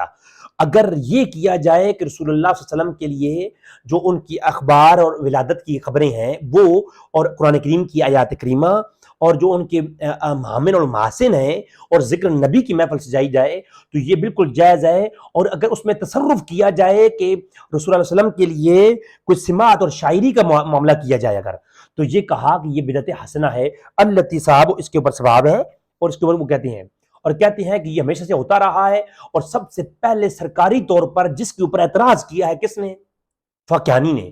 کہتے ہیں سب سے پہلے جس بزرگ نے اس کو سٹارٹ کیا تھا وہ سرکار شاہ اربل المظفر الدین ابو سعید صلاح الدین ایوبی کا جو بینوئی تھا، اس نے سٹارٹ کیا تھا. اور کہتے ہیں کہ یہ جو صلاح الدین ایوبی کا بینوئی تھا، اس کے بارے میں قال ابن کثیر نے کہا ہے. ابن کثیر وہی ہے ابن تیمیہ کا شاگرد، ابن قیم 751 ہجری سے وفات ابن قیم کا، ابن تیمیہ 721 ہجری، اور اس کا شاگرد ابن قیم کا شاگرد ابن کثیر 774 ہجری. یہ وہابیوں کا جو باب تھا نا، جس سے گندے عقیدے انہوں نے لیے ہیں، جو گندے عقیدے اس نے چھوڑے تھے اور انہوں نے پکڑ لیے، ابن تیمیہ، وہ ابن تیمیہ کا شاگردوں کا شاگرد ابن کثیر، جس نے میلاد پہ کتاب بھی لکھی ہے، وہ آگے چل کے ہم بات کریں گے اس پہ کبھی. تو وہ جو ہے کہتا ہے البدایہ والنہایہ میں اس کا قول نقل کیا تاریخ ابن کثیر کا امام سیوطی نے الحاوی الفتاوی میں. وہ کہتے ہیں کہ قال ابن کثیر فی التاریخ کان یعمل مولد شریف فی ربیع اول ویحتفل باحتفالا حالا وکان شیئا شجاعا بطلا عاقلا عالما عادلا رحم اللہ اکرامہ، کہ وہ اتنا عظیم شخص تھا، عاقل تھا، بالغ تھا، متقی تھا، اور عالم بھی تھا، عادل بھی تھا، اللہ اس پہ کروڑ رحمتیں کرے. اس نے کیا کیا؟ وہ میلاد پہ پوری اس نے انتظام کیا. اور اس وقت کے شیخ ابو خطاب الدیہ نے کئی جلدوں پر ایک میلاد پہ کتاب لکھ دی اس کو کہ المولد النبوی فی سماع و تنویر فی مولد بشیر و نذیر. تو کہا یہ لکھ دی، تو اس نے آگے سے ذالک بألف دینار 1000 دینار اس کو انعام بھی دیا. پھر آگے اور حوالے دیتے ہیں ابن خالقان اور دہیہ کلبی کے بارے میں، وہ ایک طویل بحث ہے، آج ہمارا موضوع نہیں ہے. تو امام سیوطی نے خود سے فتویٰ نہیں لکھ دیا. امام سیوطی نے جو بھی فتویٰ لکھا ہے، اور امام سیوطی پہ اعتراض نہیں آتا. امام سیوطی کا الحاوی الفتاوی میں جو حسن المقصد فی عمل المولد کا رسالہ ہے، وہ رسالہ تمام کے تمام متقدمین کے قول پہ مشتمل ہے. امام سیوطی کا اپنی طرف سے کوئی ایک قول نہیں ہے. امام سیوطی نے جو فاقیانی کی عبارت پہ کلام کیا ہے وہ سارے متقدمین کی قولوں سے کیا ہے. امام سیوطی کہتے ہیں کہ فاقیانی اور ابن الحاج کا جو رد لکھا ہے نا، اس میں لکھتے ہیں کہ ان کا جو قول ہے اس کو معمول کیا جائے گا مضموم کی جو ہے نا خرافات پر. اور وہ کہتے ہیں کہ نہ فاقیانی نے اور ابن الحاج نے کہیں بھی یہ جو مروجہ میلاد ہے، قرآن کی تلاوت وغیرہ جو انہوں نے بیان کی ہے، اس کو حرام نہیں کہا.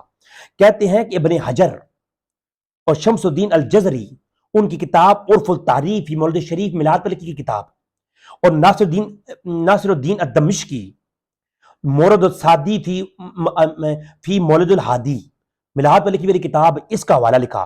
اور اکمال الادفی کا الطالع السعید کتاب کا حوالہ لکھا، جو میلاد پہ لکھی جانے والی کتاب بھی ہیں، ان کے حوالہ جات لکھ کر کے حسن المقصد میں ان بزرگوں کی قول کی تطبیق کی ہے. میری بات سمجھ آ رہی ہے نا؟ فاقیانی کی قول کی تطبیق کی ہے امام سیوطی نے، اور سیوطی نے خود سے نہیں لکھا. ظالم انسان، تجھے پتہ نہیں ہے، تجھے پڑھا نہیں ہے.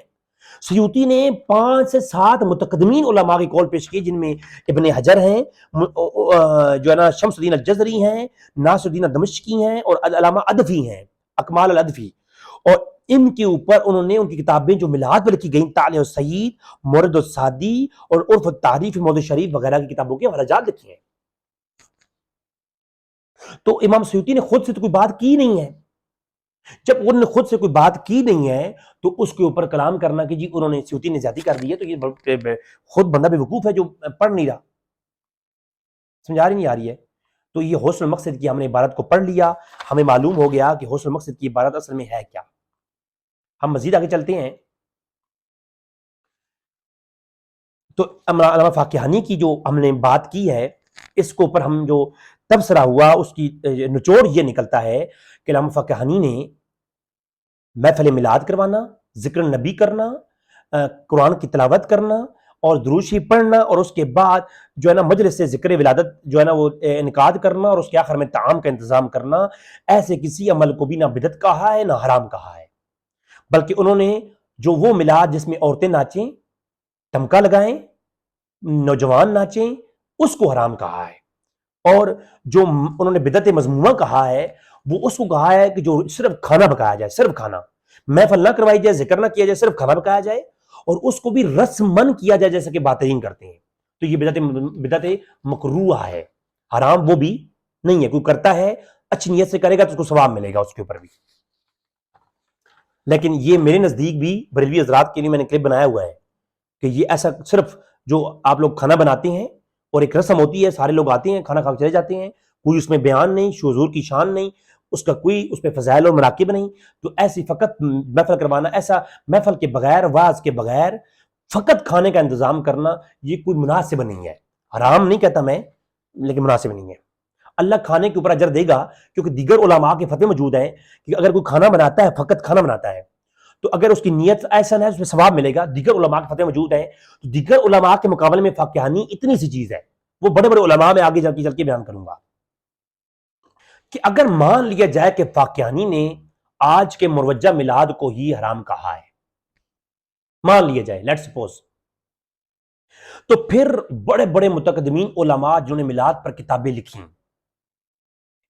1100 سال کی تاریخ جو کتابوں پہ مبنی ہے کہ میلاد ہمیشہ سے ہوتا آ رہا ہے، وہ سارے کے سارے فاقیانی کے فتوے کی زد میں آ جائیں گے۔ اور قانون یہ ہے کہ جب ایک طرف پوری امت کے علماء جمع ہو جائیں اور دوسری جانب صرف ایک فاقیانی جیسا عالم ہو، وہ بھی متاخرین مالکیہ میں سے جیسے کہ سیوطی نے کہا، تو اس کا قول ساکت ہو جاتا ہے، اس کو کہتے ہیں ساکت کر دینا، اس کی قول کی کوئی حیثیت نہیں ہوتی، وہ بیان نہیں کیا جاتا۔ اگر یہ قول اتنا اہمیت کا حامل ہوتا تو ساجد نقشبندی نے کہا کہ جی بتاؤ کون ہے جس نے اس کا رد کیا ہو، تو ہم یہ پوچھتے ہیں کون ہے جس نے اس پہ عمل کیا ہو۔ علامہ فاقیانی اور سیوطی کے درمیان میں 120 سال کا فرق ہے۔ فاقیانی 734 میں فوت ہوا اور سیوطی 849 میں پیدا ہوا، درمیان میں تقریباً 120 سال کا فرق ہے۔ تو اس کے درمیان 120 سال میں وہ کون سا عالم ہے جس نے فتویٰ دیا کہ میلاد کروانا جو ہے نا بدعت ہے، اور یہ 120 سال میں کیا کوئی میلاد نہیں کروایا گیا؟ میں 734 ہجری میں فاقیانی فوت ہوا، 774 ہجری میں میلاد کے جواز پر ابن کثیر نے کتاب لکھی۔ اب مجھے آپ بتا دو، میں اس کے اوپر مزید ایک یہاں پہ بات کرنا چاہوں گا، آپ اس بات کو نوٹ کریں۔ فاقیانی 734 میں فوت ہوا، جبکہ فاقیانی سے پہلے محمد بن ظفر المکی جو کہ صنفات ہے 565 ہجری، ابھی فاقیانی پیدا بھی نہیں ہوا۔ فاقیانی سے تقریباً 300 سال قبل علامہ محمد بن ظفر المکی نے میلاد کی جواز کے اوپر پورا کلام کیا۔ شیخ معین الدین عمر ابن محمد ملا 570 ہجری میں گزرے ہیں۔ فاقیانی سے تقریباً 250 سال پہلے انہوں نے میلاد کے اوپر پورا جناب بیان ریکارڈ کروایا اور کہا کہ میلاد جائز ہے۔ عبد الرحمن ابن جوزی 579 ہجری میں فوت ہوئی ہیں، جبکہ فاقیانی 734 ہجری میں ہے۔ 200 سال 250 سال سے زیادہ عرصہ پہلے تقریباً 200 سال قبل، 220 سال قبل ابن جوزی نے میلاد پر 2 کتابیں لکھی، المولد العروس اور بیان و میلاد النبی، اور دونوں میں میلاد کے کھانے پکانے اور محفلیں کروانے اور جو بریلوی یاد کرواتے ہیں سارے تذکرے کیے ہیں، مکہ اور مدینہ کے میلاد کے ذکر کیے ہیں۔ تو ابن جوزی نے 2 محدث ابن جوزی، اور اسی کتاب کے ابن جوزی کتابوں کے حوالے خود شیخ محمد بن عبد الوہاب نے اپنی کتاب میں دیے ہیں۔ تو میلاد کی کتاب عنوان پہ لکھی گئی کتابیں ابھی فقانی پیدا نہیں ہوا، اس سے پہلے بڑے بزرگ کتابیں لکھ گئے، یہ متقدمین میں ہے۔ ابو خطاب دائی کلبی نے کتاب لکھی جو 633 ہجری میں گزرے ہیں، جبکہ یہ 734 ہجری میں ہے۔ پھر آپ شمس الدین الجزری کا حوالہ ٹائم دیکھیں، شمس الدین الجزری نے پوری کتاب لکھی میلاد کے عنوان پر 660 ہجری میں۔ فاقیانی کے پیدا ہونے سے تقریباً 100 سال پہلے کتاب لکھی پوری میلاد کے عنوان پر۔ امام ابو شامہ نے کتاب لکھی 665 ہجری میں وفات ہے ان کی، وہ بھی جناب علیہ اس سے پہلے ہیں، فاقیانی سے پہلے ہیں۔ امام صدر الدین محبوب عمر الجزری نے کتاب لکھی 665 ہجری میں، وہ بھی جناب علیہ امام ابو شامہ کے ہم عصر ہیں۔ امام ترزمنتی نے ظہیر الدین جعفر الترزمنتی جو ہیں، جن کا اس دن میں آپ کو حوالہ دے رہا تھا، وہ انہوں نے پوری کتاب لکھی ہے اور انہوں نے میلاد کو جائز کہا ہے۔ ابن تیمیہ کو یہ سارے اپنے بزرگ اپنا باپ مانتے ہیں۔ اب اس فاقیانی کی فتوی کے مطابق ابن تیمیہ جو ہے وہ گمراہ ہے، کیونکہ ابن تیمیہ نے کہا ہے کہ اگر اس میں جو ہے نا خاص اہتمام کیا جائے، تلاوت قرآن کی جائے اور اس طرح بدعات سے پاک ہو تو میلاد کروانا جائز ہے، بلکہ خالص نیت سے کرنا احسن ثواب اور مستحب ہے۔ تو ابن تیمیہ تو خود گیا اس کی فتوی کے مطابق، اور ابن تیمیہ نے پوری میلاد کے عنوان پہ کتاب لکھی ہے۔ تو ابن تیمیہ 727 ہجری میں ہے، اس کے 734 ہجری اس کے ہم اثر ہے فاقیانی۔ اور پھر جناب والا امام الحاج المالکی ہیں 737 ہجری، جن کے اوپر وہ کلام کر رہے تھے، انہوں نے بعض شروط کی مراد پر اس کو جائز لکھا ہے۔ تو فاقیانی کا قول اس کے مقابل ہو گیا نا۔ تو جو ہے اس کے فاقیانی کے فوت ہو جانے کے بعد عبداللہ بن ابن الحاج المالکی نے میلاد کو جائز کہا۔ فاقیانی فوت ہو چکا تھا، اس کے بعد فاقیانی فوت ہو چکا تھا، علامہ شمس الدین الذہبی نے میلاد کو جائز کہا، جب اللہ اس کے فتویٰ دیا 747 ہجری میں۔ علامہ کمال الدین الادفی کا حوالہ خود امام سیوطی نے اسی غوث المقصد میں دیا ہے، جو کہ علامہ ادفی جو ہیں وہ 747 ہجری کے ہیں۔ اس کو فاقیانی کو فوت ہوئے بھی کئی سال ہو چکے تھے۔ تو میلاد کروانے والوں کا قول تو موجود ہے، جو نہیں کرواتے اس کے حوالے تم دو، تمہارے ذمہ ہے، اور جو تم نے دیے ہیں جھوٹ بولا ہے وہ میں آگے جواب دیتا ہوں۔ ٹھیک ہے جی، کس نے کہا ہے کہ فاقیانی کے قول کے مطابق میلاد کروانا ناجائز ہے؟ مطلق کس نے لکھا ہے؟ کسی نے لکھا، وہ تو وصیت کا مسئلہ اور ہے، میں آگے چل کے اس کو ابھی ڈسکس کروں گا۔ امام تقی الدین ابو الحسن السبکی، جنہوں نے امام تیمیہ کو ابن تیمیہ کو کافر کہا تھا، وہ سبکی نے جو ہے میلاد کی جواز پہ جو ہے نا فتویٰ دیا 756 ہجری میں۔ اس کو فوت ہوئے ہونے کے 20 سال بعد فتویٰ دیا۔ اب امام سیوطی اور امام فاقیانی کے مابین 120 سال کا فرق، اور 120 سال کے درمیان کا جو عرصہ ہے، میں علماء گنوا رہا ہوں، آپ گنے کتنے ہو گئے علماء جی؟ ابن تیمیہ 1، مالکی 2، زیبی 3، ادفی 4، سبکی 5۔ سبکی کتنا ہو گیا؟ سبکی 5 ہو گیا۔ اس کے بعد ابن کثیر نے پوری کتاب لکھی میلاد کے عنوان پر، 6 ہو گیا 774 ہجری میں۔ ٹھیک ہے جی، ابن کثیر 50 سال کے بعد گزرا، 6 ہو گیا۔ ابن کثیر کے بعد نبی اللہ صلاح الدین ایوبی کا بہنوئی مظفر الدین الکوکبری، جو موصل اور شاہ اربل تھا، جسے شاہ اربل کہتے ہیں، اس نے میلاد کو سرکاری طور پر اعلان کیا اور ہزاروں دینار۔ ابن کثیر نے البدایہ والنہایہ میں لکھا کہ اتنا بڑا عالم تھا، میں نے پہلے پڑھ کے بڑا سنا دی ہے، الحاوی الفتاوی میں سے بھی پڑھ کے سنا دیا میں نے آپ کو، کہ وہ اتنا بڑا عالم تھا، اس نے جب یہ کام کیا تو اللہ نے اجر یہ دیا کہ اس کی قبر جو ہے نا مولا علی کے مزار میں اس کی قبر بنی ہے، اسی وجہ سے کہ وہ میلاد کراتا تھا۔ یہ میں نے نہیں لکھا ہے، ابن کثیر نے لکھا ہے۔ تو جو ہے نا وہ بعد میں گزرا 665 ہجری کے آس پاس، اس بزرگ ہے نا، اس کا ذکر ابن کثیر نے کیا ہے البدایہ والنہایہ میں کمی بھی، اور ابن کثیر نے الگ سے کتاب بھی لکھی ہے۔ تو یہ 7 ہو گئے۔ اس کے بعد جناب اللہ امام برہان الدین ابن جماع جنہیں کہتے ہیں، یہ 709 ہجری کی متفقہ ہیں، پوری میلاد کے اوپر پورا ایک جو ہے نا وہ فتویٰ دیا ہے۔ جائز جواز کے اوپر. ٹھیک ہے جی, یہ 8 ہو گئے. امام ابن رجب الحنبلی نے میلاد کے جواز پہ پورا فتویٰ دیا ہے 795 ہجری میں, 795 ہجری میں. اس کے بعد یہ 8 ہو گئے. شمس الدین ابن رجب الحنبلی کے بعد ولی الدین ابو زرع عراقی پوری کتاب لکھی ہے, پورا کتابچہ لکھا ہے فتاوی کے اوپر.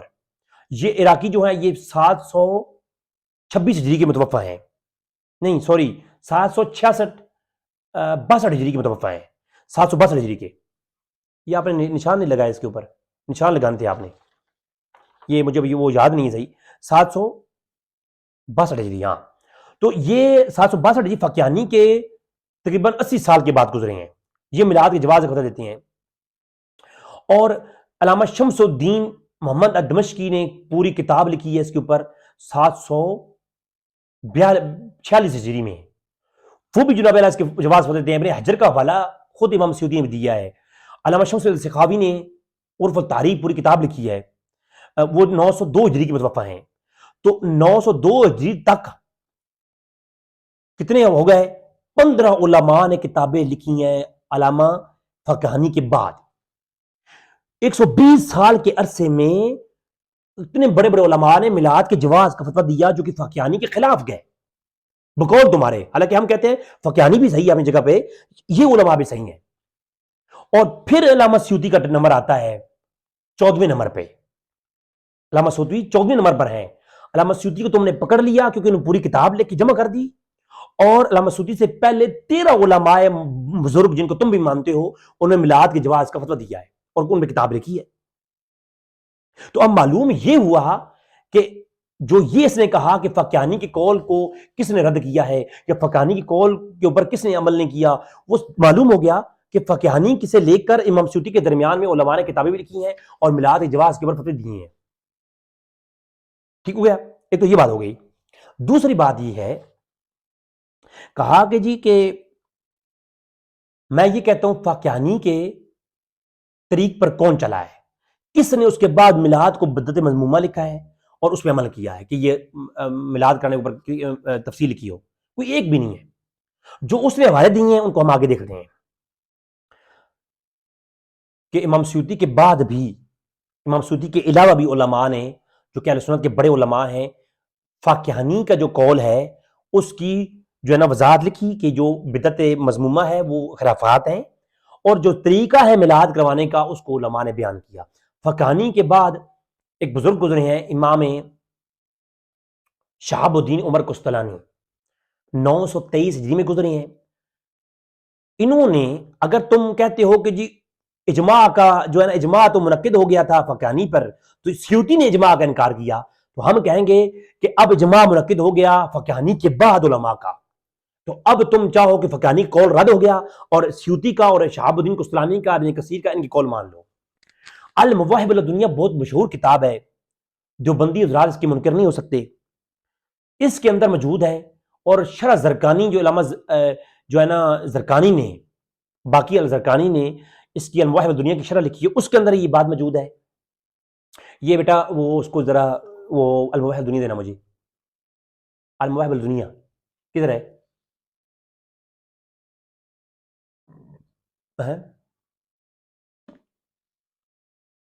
اس کے علاوہ یہ نہیں, یہ اس نسخے پر نشان نہیں ہے, دوسرا نسخہ کدھر ہے؟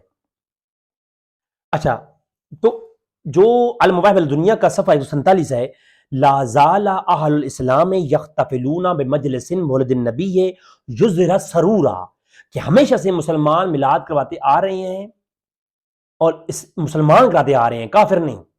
اور یحتفلون بمجلس مولد النبی, نبی کی میلاد کی محفل کرواتے آ رہے ہیں, اور یظہر سرورا, سرور بھی کرتے آ رہے ہیں. وَيَعْمَلُونَ بَلَائِمَ, ولیمہ پکاتے ہیں, اور وَيَنَالُونَ بِذَلِكَ أَجْرًا جَزِيلًا, ان کو اس کے اوپر اجر ثواب کی نیت بھی رکھتے ہیں.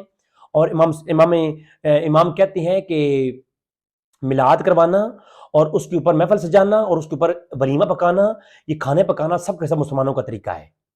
اور کہتے ہیں رحم اللہ عمران, یہ المواہب الدنیا صفحہ 147 شرح مواہب الدنیا زرقانی اس کے اندر موجود ہے, اگلی جملہ یہ ہے کہ لکھتے ہیں کہ اب وہ میرے پاس کیونکہ نہیں ہے، میرے پاس وہ کتاب ابھی نہیں ہے، یہ کتاب میرے پاس ہے لیکن اس کا جو ہے نا وہ عبارت میرے پاس نہیں ہے، تو میں جو زبانی یاد کی تھی وہ میں سنا دیتا ہوں، اس میں غلطی کوتاہی ہو تو معاف۔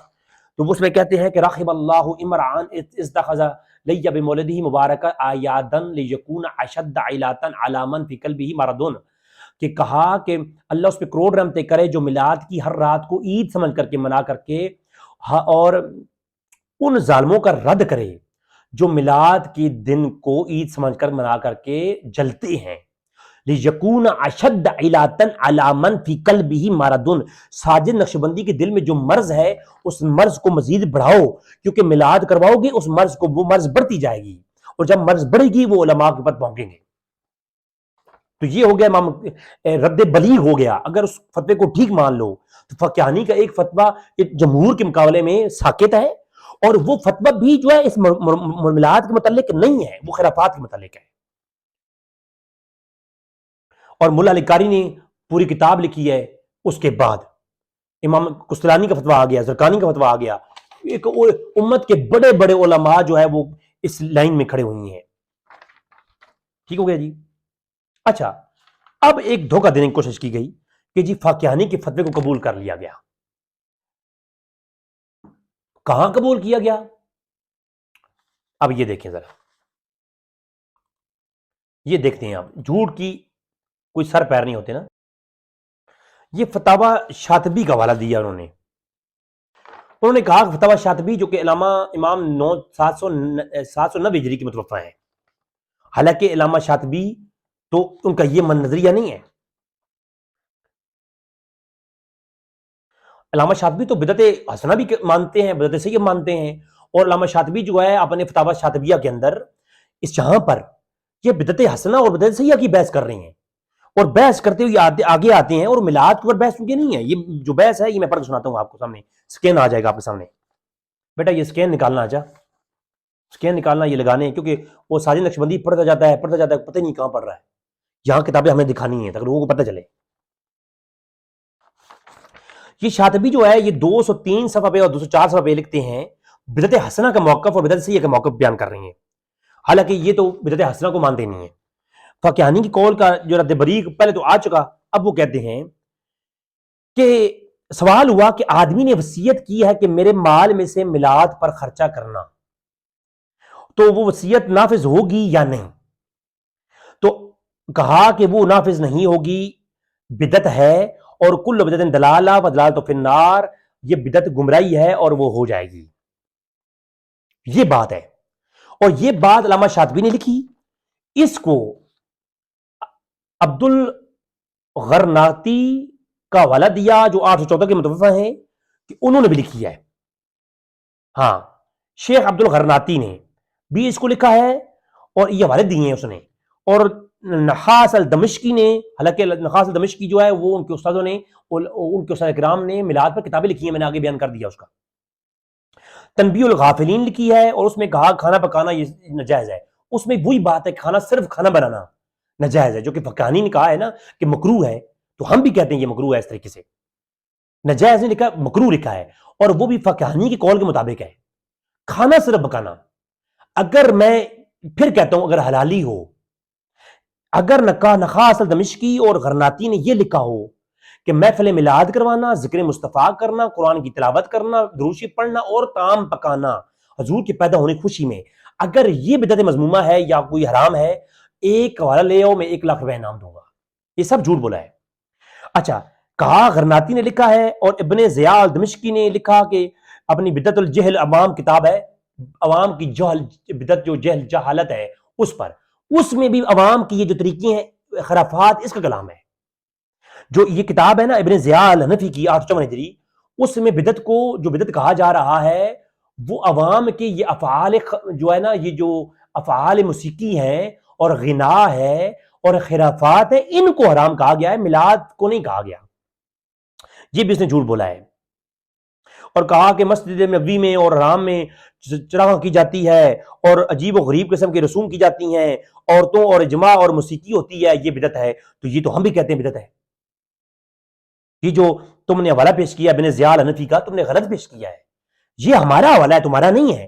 ضیاء الحنفی کی استاد اکرام نے میلاد پہ کتابیں لکھی ہیں اور ضیاء الحنفی نے بھی اس کو میلاد کو حرام نہیں کہا، خرافات کو کہا ہے، عورتوں کے اخلاق کو جو کہ فاقیانی بھی کہا ہے.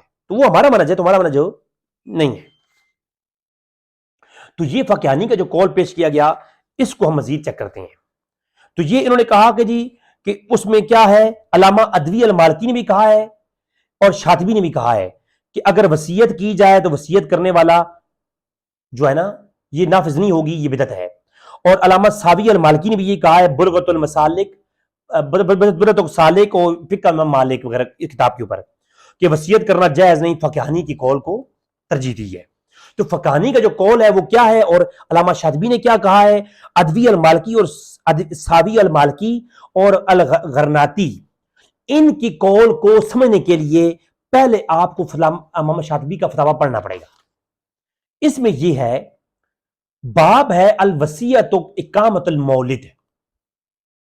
اگر باپ مرتے ہوئے وصیت کرے کہ تم نے میلاد میں قیام کرنا ہے، یہ ہے.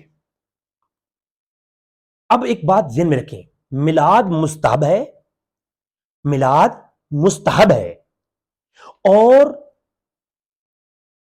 جو وصیت ہے یہ واجب ہے، بعض امور میں، بعض میں مستحب ہے اور بعض میں فرض ہے. جیسا کہ اگر باپ نے کسی سے قرض لیا ہے تو وصیت کرتا ہے کہ میرا قرض چکا دینا، یہ واجب اور فرض کے مقام کا ہے. میری بات سمجھ آ رہی ہے؟ آ رہی ہے. اور بعض ایسے ہیں کہ جو وصیتیں ایسی ہیں جو کہ واجبات نہیں ہیں، وہ مستحبات ہیں، ان کو واجب کر دینا یہ حرام ہے. فقہ اجماع ہے اس کے اوپر، یہ فقہ مالکیہ کے نزدیک بھی، شافعیہ کے نزدیک بھی، حنفیہ کے نزدیک بھی، کہ باپ ایسی وصیت نہ کرے جو کہ بیٹے پر واجب ہو جائے، حالانکہ وہ اصلاً واجب نہ تھی. مثلا میں کہتا ہوں اپنے بیٹے کو کہ تمہیں میں وصیت کرتا ہوں کہ میری فلاں زمین کا ٹکڑا تم نے فلاں شخص کو دینا ہے. اب یہ ٹکڑا کوئی اس شخص کی ملکیت میں تھا نہیں، نہ مجھ پہ شریعت نے کہا تھا کہ یہ ٹکڑا تم نے فرض ہے کہ تم نے فلاں کو دینا ہے. مجھ پہ شریعت نے فرض واجب نہیں کیا تھا، نہ یہ سنت تھا. اب میں نے یہ وصیت کر دی تو اب یہ میرے بیٹے پر واجب ہو گیا. یہ کیا ہو گیا؟ میرے بیٹے پر واجب ہو گیا. میلاد فی نفس ہی مستحب ہے، لیکن اگر وصیت کر دو گے تو یہ تم پہ واجب ہو جائے گا، میلاد کا قیام تم پہ واجب ہو جائے گا. اور کسی مستحب کو واجب قرار دینا یہ کیا ہے؟ یہ بدعت ہو جائے گی. ایک چیز جو واجب نہیں تو وہ مستحب ہے، کسی بھی عمل مستحب کو تم واجب قرار دو گے تو کیا ہو جائے گا؟ عصر کی 4 رکعتیں جو سنتیں ہوتی ہیں پہلے جو غیر مقدہ ہیں وہ کیا ہیں؟ وہ واجب نہیں ہے. لیکن کوئی باپ وصیت کرے کہ تم نے آج جو ہے میری فوت ہونے کے بعد جو عصر کی نماز پڑھنی ہے، تم نے لازماً میں تمہیں وصیت کرتا ہوں، تم نے جو عصر کی فرض ہیں ان سے پہلے سنتیں ادا کرنی ہے. اب وہ سنتیں تم پہ واجب نہیں تھیں، لیکن جب وصیت ہو گئی تو وہ واجب ہو گئیں. میری بات سمجھ آ رہی ہے؟ اور شریعت اسے منع کرتی ہے کہ جو چیز مستحب تھی اور وہ شریعت نے تم پہ واجب نہیں کی اور تم اس کو اپنے اوپر واجب نہ کرو. یہاں مسئلہ یہ چل رہا ہے، یہ نہیں چل رہا کہ میلاد جائز ہے یا ناجائز ہے. مسئلہ یہ ہے کہ باپ اپنے بیٹے کو یہ وصیت کر سکتا ہے کہ تم نے میلاد کروانا ہے یا نہیں کرنا، میلاد کے اندر تم نے حصہ ڈالنا ہے کہ نہیں ڈالنا میرے نام کا. اس کا مطلب یہ ہے کہ جو امام شاطبی ہیں ان کے نزدیک بھی میلاد پہلے سے ہو رہا تھا، میلاد کروانا بھی کوئی عمل ہے. قیام میلاد علامہ شاطبی کے نزدیک کوئی عمل تھا تو اس میں سوال ہوا. معلوم ہوا کہ علامہ شاطبی کے دور میں بھی میلاد ہوتا تھا 790 ہجری میں. تو یہ میلاد کے اوپر معاملہ کیا ہوا؟ باپ نے کہا، جواب ہوا کہ کیا یہ ہے اما اولا وصیت بثالث یوقف علی اقامت لیلۃ المولد النبی، میلاد کی رات کو جو قیام ہوتا ہے، جو درود شریف پڑھا جاتا ہے، محفل ہوتی ہے، فمعلوم انہ اقامت مولد علی وصف محود بین الناس بدعۃ محدثۃ. ایک لوگوں نے ایک نئی چیز نکالی ہے کہ وہ جو ہے نا میلاد کے دن کو وصف کے طور پر کھڑے ہوتے ہیں اور لوگوں کے درمیان رسول اللہ کے پیدا ہونے کی خوشی میں کرتے ہیں. تو کل بدعۃ دلالہ، بانفاق اقامت البدعۃ لا یجوز وصیۃ بہ غیر نافذہ. اگر ایسی جو ہے نا جو عوام نے نکالی ہے کہ وہ کھڑے ہوتے ہیں اور اس طرح کی جو ہے نا میلاد کے وصف کو لوگوں کے درمیان میں اس طریقے سے بیان کرتے ہیں، تو ایسا جو طریقہ ہے، یہ طریقہ کیا ہے؟ یہ بدعت ہے، لوگوں نے نکالا ہے، اور یہ بدعت ضلالت ہے. اور اگر ایسے کوئی وسیلے کی، ایسی کوئی وجہ کی، کوئی اس اقامت کی کوئی کرے علی اقامت بدعۃ لا یجوز وصیۃ بہ غیر نافذہ، ایسی کوئی وصیت کر دیتا ہے تو یہ غیر نافذ ہوگی، کیونکہ یہ تو آلریڈی ہی بدعت ہے. ہاں، بل یجیب علی قاضی فسخہ ورد ثالث الی ورثہ یقسمونہ فیہا بینہم. اور قاضی اس کے مطابق حکم دے گا، وہ قاضی بھی واجب ہے کہ وہ چیک کرے گا کہ اس کی وراثت میں کیا کیا ہے، اس کو تقسیم کرے گا بینہم، ان کے ورثاء میں. ٹھیک ہے. اور اس کے آگے چل کے مزید بھی وہ علامہ شاطبی بات کرتے ہیں. معلوم کیا ہوا کہ لوگ کوئی عامت الناس کے اندر کوئی چیز بنا لی ہے، وہ کھڑے ہو جاتے ہیں، قیام کرتے ہیں، اور اس کو یہ وصف صرف لوگوں کا کھڑا ہوا ہے. یہاں بھی میلاد فی نفسی ہی کی بحث نہیں ہے، یہاں لوگوں کے بنائے ہوئے معلوم ان کی کوئی ایک وصف، لوگوں کا ایک وصف ہے، وصف معہود ہے لوگوں کے درمیان، اس کی بحث ہے. اور وہ کہتے ہیں کہ وہ بندہ کہتا ہے کہ وہ بدعت ہے، اور اس بدعت کے اوپر کیا وہ ہوگی، تو آگے سے شاطبی جواب دیتے ہیں کہ اگر اس کے اوپر فَإِنْفَاقُ عَلَىٰ اقامت بدعۃ لا یجوز وصیۃ بہ غیر نافذہ، اس کی وصیت نافذ نہیں ہوگی. اب اس کی دو وجوہات ہیں. پہلے تو یہ ہے کہ یہ میلاد جس خاص ایک قسم کو بیان کر رہے ہیں میلاد کی کو، وہ قسم کیا ہے یہاں پہ وضاحت نہیں ہے کیا قسم ہے. وہ لوگوں نے کوئی وصف نکالا ہوا ہے، وہ ایک خصوصی وصف ہے، رات کے وقت ہوتا ہے، وہ بلا میلاد والی رات کو وصف ہے. تو کہا کہ اس کی اقامت کے لیے، کہا اس کے اوپر، کیونکہ وہ اگر مستحب ہے، وہ کوئی شریعت کے اندر وہ واجب اور فرض نہیں ہے، جبکہ اگر وصیت جو ہے وہ واجب ہے، تو وہ واجب کا مقابلہ جب اس طرح نفل سے ہو جائے گا تو یہ جائز نہیں ہے. تو یہاں شاطبی نے یہ قول کیا، اور یہ ہے محمد ابو اجفان، تو اس کے عالم ہیں، یہ اس شاطبیہ کے اوپر حاشیہ لکھتے ہیں.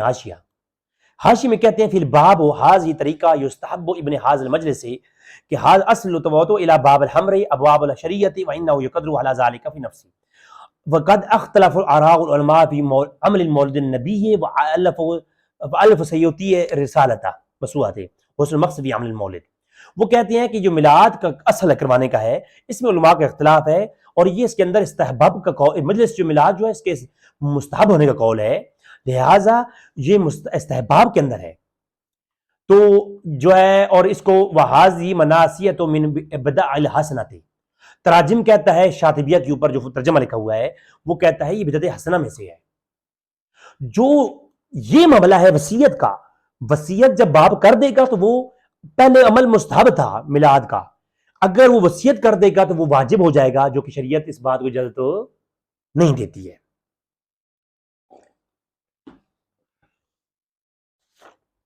تو یہ بات کا جواب آ گیا.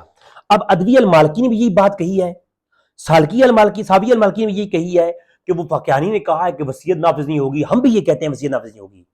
وصیت نافذ ہونا نہ ہونا یہ الگ مسئلہ ہے. تو نفس مسئلہ بات کر، میلاد کروانے کو اگر مالکیوں نے غلط کہا ہو تو میں 1,00,000 کا انعام دوں گا. اب آتے ہیں اس نفس مسئلہ کے اوپر. فقیانی کا اور سیوطی کا جو اختلاف ہے وہ گانے بجانے، مزامیر، ان چیزوں کے اوپر ہے. معلوم یہ ہوا جو نفس مسئلہ آج میلاد جو کروایا جاتا ہے اس کے اوپر کوئی بھی فقیانی کا فتویٰ نہیں ہے. ٹھیک ہو گیا. ذکر میلاد النبی کی محفل جو ہے یہ قرآن، حدیث، اجماع اور قیاس اور متقدمین علماء اور متاخرین علماء کے اجماع سے ثابت ہے. اس میں سارے دلائل موجود ہیں، وہ الگ ہمارا ٹاپک ہے. آگے ایک اور بات کہی گئی ہے کہ اجماع کو ختم کرنے والا سیوطی ہے نہ کہ فقیانی. ہم کہتے ہیں فقیانی سے پہلے علماء کتابیں لکھ چکی ہیں میلاد پر، تو اجماع کو ختم کرنے والا کون ہے؟ فقیانی ہے. اور پھر فقیانی نے اجماع کو ختم نہیں کیا، فقیانی نے قول کیا، اور بعد کے علماء بھی فقیانی کے مخالف کرتے رہے. خود اس کے ہم اثر علماء اس کے خلاف کتابیں جو ہے نا، اس کے موضوع کے، اس کے فتوے کے خلاف کتابیں لکھے گئے. حالانکہ میرے نزدیک فقیانی کا فتویٰ جو ہے وہ خلاف جو ہے نا میلاد نہیں ہے، وہ خلافات کے اوپر ہے. لیکن اگر مان لیا جائے تو فقیانی کا قول ایک درمیان میں ایک نقطہ سیاہ ہے، اور کل دنیا کے علماء ایک طرف کھڑے ہیں اور فقیانی اکیلا کھڑا ہوا ہے۔ اس کے بعد ہی مجتہد قیاس کرے گا۔ اعلیٰ حضرت نے کہا ہے 8ویں جلد اور 20ویں جلد کے اندر تاریخی میں کہا ہے کہ مجتہد قیاس، یہ بھی جہالت والی بات ہے۔ اعلیٰ حضرت نے بہت ساری قسمیں بیان کی ہیں۔ مجتہد ہر مختلف ہوتے ہیں۔ ایک مجتہد ہوتا ہے جو کہ کسی مقلد مجتہد ہوتا ہے، اس کے لیے حکام الگ ہیں، اس کے اوپر قانون ہوتا ہے لا تفسیق بالاجتہادیات۔ تو مختلفی مسئلوں میں مقلدین کے مجتہدین کے مابین کئی چیزوں میں فروعی مسائل میں اختلاف ہوتا ہے۔ اس میں کوئی جو ہے نا وہ بڑی بات نہیں ہے، اس پہ بڑے بڑے علماء کے وجہات پیش کر سکتا ہوں، لیکن اس کا آج ہمارا نہیں ہے۔ تو قیاس جو ہے نا، ہمارا مسئلہ قیاس ہے نہیں، ہم کہتے ہیں میلاد کے کئی امور قرآن اور حدیث سے ثابت ہے، اور نفس مسئلہ اصل قرآن سے اور حدیث سے ثابت ہے۔ اس کے بعض امور ہم جو ہے نا اجماع ثابت کرتے ہیں، اور بعض امور حدیث شریف سے ثابت۔ کہا کہ جی کہ یہ جو ہے نا، جو امام سیوطی ہیں نا، ان کے پاس دلائل کیا ہیں اس چیز کو صحیح کرنے کے؟ تو سیوطی کے جو دلائل ہیں وہ خطرناک غلط ہیں جی۔ سیوطی نے غلط کیا ہے، سیوطی کی غلطیاں نکالنے بیٹھ گیا ساجد کوڈو۔ علامہ سیوطی رحمہ اللہ نے میلاد کے ثبوت کے لیے 2 اصلیں پیش کی کہ ان 2 اصلوں کی وجہ سے یہ 2 مقیس علیہ بنیں گی، ان پر قیاس کرتے ہوئے ہم میلاد کا جواز اور استحباب ثابت کر سکتے ہیں۔ پہلا تو پاک پیغمبر صلی اللہ علیہ وسلم نے عاشورہ کا روزہ رکھا ہے، اور عاشورہ کا روزہ کس لیے رکھتے تھے کہ موسیٰ علیہ السلام کو اللہ نے فرعون کے ظلم سے نجات دی، تو فرعون کے ظلم سے نجات پانے کی خوشی میں موسیٰ علیہ السلام نے اپنی قوم کے لیے کیا کیا؟ عاشورہ کا روزہ رکھا، اور پاک پیغمبر صلی اللہ علیہ وسلم نے اسی کو برقرار رکھا۔ تو معلومہ کسی خوشی کے ملنے پر اس کا اظہار کیا جا سکتا ہے، تو رسول اللہ کی ولادت سے بڑی خوشی کیا ہوگی؟ یہ وہی بات کہاں کی مٹی کہاں کروڑا، بھان متی نے جو کنبا جوڑا۔ حقیقت یہ ہے کہ حسن المقصد علامہ سیوطی کی کتاب تو ہو سکتی ہے، لیکن جو ہمارے سامنے وہ نہیں ہو سکتی، کیونکہ اس میں بہت زیادہ کمزور باتیں ہیں یا بہت زیادہ خیانتیں جو علامہ سیوطی رحمہ اللہ جیسے آدمی سے بعید ہے، ورنہ پھر حاتب الليل ماننا پڑے گا۔ پھر سخاوی نے جو کہ حق میں کہا ہے کہ بنا تحقیق باتیں نقل کر دیتا ہے، گھمنڈی بہت ہے، پھر وہ ماننا پڑے گا۔ بابا بات یہ ہے کہ پاک پیغمبر صلی اللہ علیہ وسلم جو عاشورہ کا روزہ رکھتے تھے، وہ موسیٰ علیہ السلام کی فرعون کے ظلم سے نجات کی خوشی میں نہیں رکھتے تھے، بلکہ وہ پہلے ہی سے عربوں کے اندر وہ رواج تھا، 10 محرم الحرام کو وہ روزہ رکھا جاتا تھا، اور روزہ ایک مندوب عمل ہے، ایک اچھا عمل ہے۔ پاک پیغمبر صلی اللہ علیہ وسلم کی عادت شریفہ تھی کہ جس معاملے میں، جس عبادت میں ان کے پاس اللہ کا کوئی صریح حکم جب تک نہیں آتا تو وہ ماقبل کے شرائع پر کیا کرتے تھے؟ عمل کرتے تھے۔ تو روزہ ایک اچھی چیز تھی، اور عرب کے مشرکین اس کو رکھتے تھے، اور یہ کہتے تھے کہ موسیٰ علیہ السلام اور ابراہیم علیہ السلام کے زمانے سے چلا آ رہا ہے، حضور نے بھی اس کو رکھنا شروع کر دیا۔ اور پھر جب مدینے میں آئے تو مدینے میں آپ نے دیکھا کہ یہود یہ روزہ رکھتے ہیں، تو آپ علیہ السلام نے سے پوچھا کہ تم یہ روزہ کیوں رکھتے ہو؟ پہلی غلطی یہ نکالی کہ سیوطی جو ہے نا کہتا ہے کہ میرے پاس اصل ہے، اور اصل سے مراد دلیل ہونی چاہیے، اور سیوطی کے پاس جو دلائل ہیں وہ 2 ہیں، یہ بھی غلط ہے۔ امام سیوطی کے پاس بہت سارے دلائل ہیں میلاد کی جواز پر، اور آگے دیگر علماء کے نام لکھ کر کے ان کے انڈر بہت ساری حدیث شریف بخاری شریف کی، اور ان کو لے کے آئے ہیں میلاد کے حوالے سے۔ لیکن وہ سیوطی کا پاس صرف 2 دلائل نہیں ہیں، دلائل بہت سارے ہیں، لیکن چونکہ سیوطی جو ہے، سیوطی کے پاس دلائل بہت سارے ہیں، لیکن سیوطی نے اپنے 2 بڑی دلائل پیش کیے، ان دلیلوں کو تم نے پکڑ کے تم نے ان کے اندر نقص نکالا، سیوطی کے نقص تم نکال رہے ہو ہیں جی۔ یہ دیکھو جی، کہتا ہے کہ دیکھو جی سیوطی کے پاس پہلے دلیل ہے کہ جو ہے نا عاشورہ کا روزے والی، عاشورہ کا روزہ، اس میں علت مشترکہ یہ تھی کہ خوشی کرنا علت مشترکہ نہیں ہے، وہ اپنی خباثت کو ظاہر کرتے ہوئے دیوبندیوں کی طرح وہ کیا کیا کہ اس پہ حدیث کے اوپر، رسول اللہ کے اوپر الزام باندھ دیا۔ کہتا ہے نہیں، وہ جو رسول اللہ نے عاشورہ کا روزہ رکھا تو اس میں یہ جو حضور نے کہا کہ میں زندہ حقدار ہوں، تو اس میں تو خوشی کا تو عنصر نہیں تھا۔ کس نے کہا کہ پیدا ہونے خوشی ہے؟ علت مشترکہ نہیں ہے۔ یہ تم نے کہاں سے لیا ہے؟ اس حدیث کی شرح کس نے لکھی ہے یہ والی؟ بتاؤ۔ ہم دیکھتے ہیں پہلے اس حدیث کو، صحیح مسلم ہے میرے سامنے، یہ حدیث بخاری مسلم دونوں میں ہے، لیکن میں صحیح مسلم سے پیش کرتا ہوں۔ ابو موسیٰ اشعری روایت کرتے ہیں کہ اہل خیبر یوم عاشورہ کا روزہ رکھتے تھے، اور اس سے عید کا دن قرار دیتے تھے۔ کیا کرتے تھے؟ عید کا دن۔ اور اس دن اپنی عورتوں کو زیورات بہترین پہناتے تھے، تو رسول اللہ نے فرمایا تم بھی اس کا روزہ رکھو، رسول اللہ نے فرمایا تم بھی ایسا کرو، روزہ رکھو، فَصُومُوهُ وَأَنْتُمْ۔ یہ پہلی روایت ہے کتاب الصیام صحیح مسلم، حضور نے کہا کہ وہ جو عید مناتے ہیں تم بھی منایا کرو۔ ٹھیک ہو گیا۔ ایک حدیث اور صحیح مسلم کی 2657 نمبر، اس کے راوی ہیں حضرت عباس ابن عباس رضی اللہ تعالیٰ عنہ. رسول اللہ مدینہ تشریف لائے تو آپ نے عاشورہ کے دن یہود کو روزہ رکھ کی حالت میں پایا. رسول اللہ نے ان سے دریافت کیا کہ یہ کیا دن ہے جس کا تم روزہ رکھتے ہو؟ انہوں نے جواب دیا یہ ایک عظیم دن ہے، یوم العظیم، یہ بڑا دن ہے. وَنَجْزِيَ اللَّهُ فِي الْمُوسَى وَأَقْوَامُهُ کہ موسیٰ کو اللہ نے نجات دی تھی اور اس کی قوم کو نجات دی تھی، اور فرعون اس کی قوم کو غرق کیا تھا. تو موسیٰ کی قوم کو نجات اور فرعون کو غرق کیا تھا. اس بات پہ ہم کیا کرتے ہیں؟ اللہ کا شکر بجا لاتے ہیں اور روزہ رکھتے ہیں. لہٰذا ہم اسی دن کا روزہ رکھتے ہیں. اور رسول اللہ نے فرمایا تمہارے مقابلے میں ہم بھی موسیٰ کے زیادہ حقدار ہیں، زیادہ قریبی تعلق رکھتے ہیں. اس پر رسول اللہ علیہ وسلم نے اس دن کا روزہ رکھنے کو صحابہ کرام کا حکم دے دیا. تو کیا تھا؟ وہ خوشی کے طور پر کہ نجات ملی ہے اور فرعون غرق ہوا ہے. اس فرعون غرق ہوا، اس کے بدلے میں نجات ملی، اور اس خوشی میں وہ کیا کرتے تھے؟ اس دن کو بطور عید مناتے، زیور پہنتے، اچھے کپڑے پہنتے، خوشبوئی لگاتے اور روزہ بھی رکھتے تھے. اللہ کا شکر ادا کرتے روزہ رکھے اور خوشی بھی کرتے تھے. اب میں روایات طرف نہیں جاتا کہ اس دن وہ اور کیا کرتے تھے، میں وہ تاریخ کی طرف نہیں جاتا. میں تاریخ میں جائیں گے پھر پوری عید نکل آئے گی. 2660 نمبر روایت ہے صحیح مسلم میں. اس میں ایک روایت ہے جس میں جو ہے نا روایت کرتے ہیں ابو موسیٰ اشعری کہ حضور نے پوچھا کہ کیوں روزہ رکھتے ہو، یہ کیا دن ہے؟ تو انہوں نے کہا کہ یوم عظیم ہے، ہم اس دن کی جو تعظیم کرتے ہیں، اس دن کو عید قرار دیتے ہیں. تتخذوا عیدا، رسول اللہ نے فرمایا تم عید روزہ رکھو. تو معلوم ہوا کہ یہود جو ہے خوشی میں کہ ان کو فرعون سے نجات ملی. اور یہی علامہ نووی نے اپنی شرح صحیح مسلم میں عالم منہاج میں یہی لکھا کہ وہ ان کو نجات ملی، اس خوشی میں اللہ کا شکر بجا لاتے اور وہ عید مناتے اور کپڑے پہنتے، عورتیں زیورات پہنتی. یہ 2000 صحیح بخاری اٹھائیں، صحیح بخاری کی 2004 نمبر روایت ہے. یہاں پر روایت کرتے ہیں عباس کہ مدینہ تشریف لائے تو لوگوں نے روزہ رکھا ہوا تھا. پوچھا کیوں رکھا ہوا ہے؟ کہا یہ بہت ہی اچھا اور عظیم دن ہے. بنی اسرائیل کو اللہ نے دشمن سے نجات دی اور موسیٰ السلام نے روزہ جو ہے نا موسیٰ السلام نے بھی روزہ رکھا تھا. تو ہم تم میں سے موسیٰ السلام سے تعلق رکھتا ہوں، تو حضور فرمایا میں بھی روزہ رکھوں گا. موسیٰ اشعری نے ایک روایت کیا کہ یہود و نصارہ اس دن کو کیا کرتے تھے؟ تعدوہ شہود عید، فقال نبی صلی اللہ علیہ وسلم کہ یوم عاشورہ کو یہ بطور جشن اور عید مناتے تھے. حضور نے بھی حکم دے دیا جو وہ کرتے ہیں تم بھی کرو.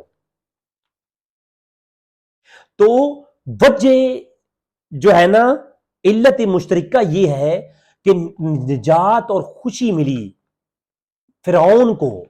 تو پھر وہ جو مصطفیٰ کریم ہیں جن کی آنب سے جو ہے ظلمت ختم ہو گئی اور نور ہی نور ہدایت کا پھیل گیا اور ہمیں دین اسلام ملا اور یہ آج ہدایت کا نور ملا.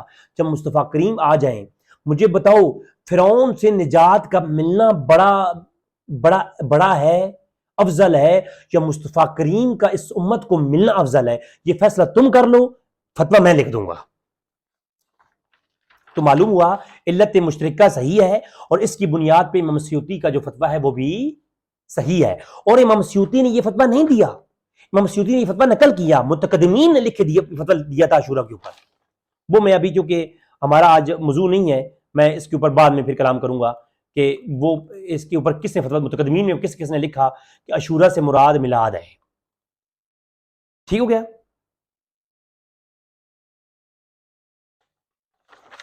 تو اگلا جو حوالہ ہے وہ یہ تھا کہ دوسری دلیل کہ روایت ہے جی کہ حضور نے اپنا نبوت کے اعلان نبوت کے بعد اپنا عقیقہ کیا.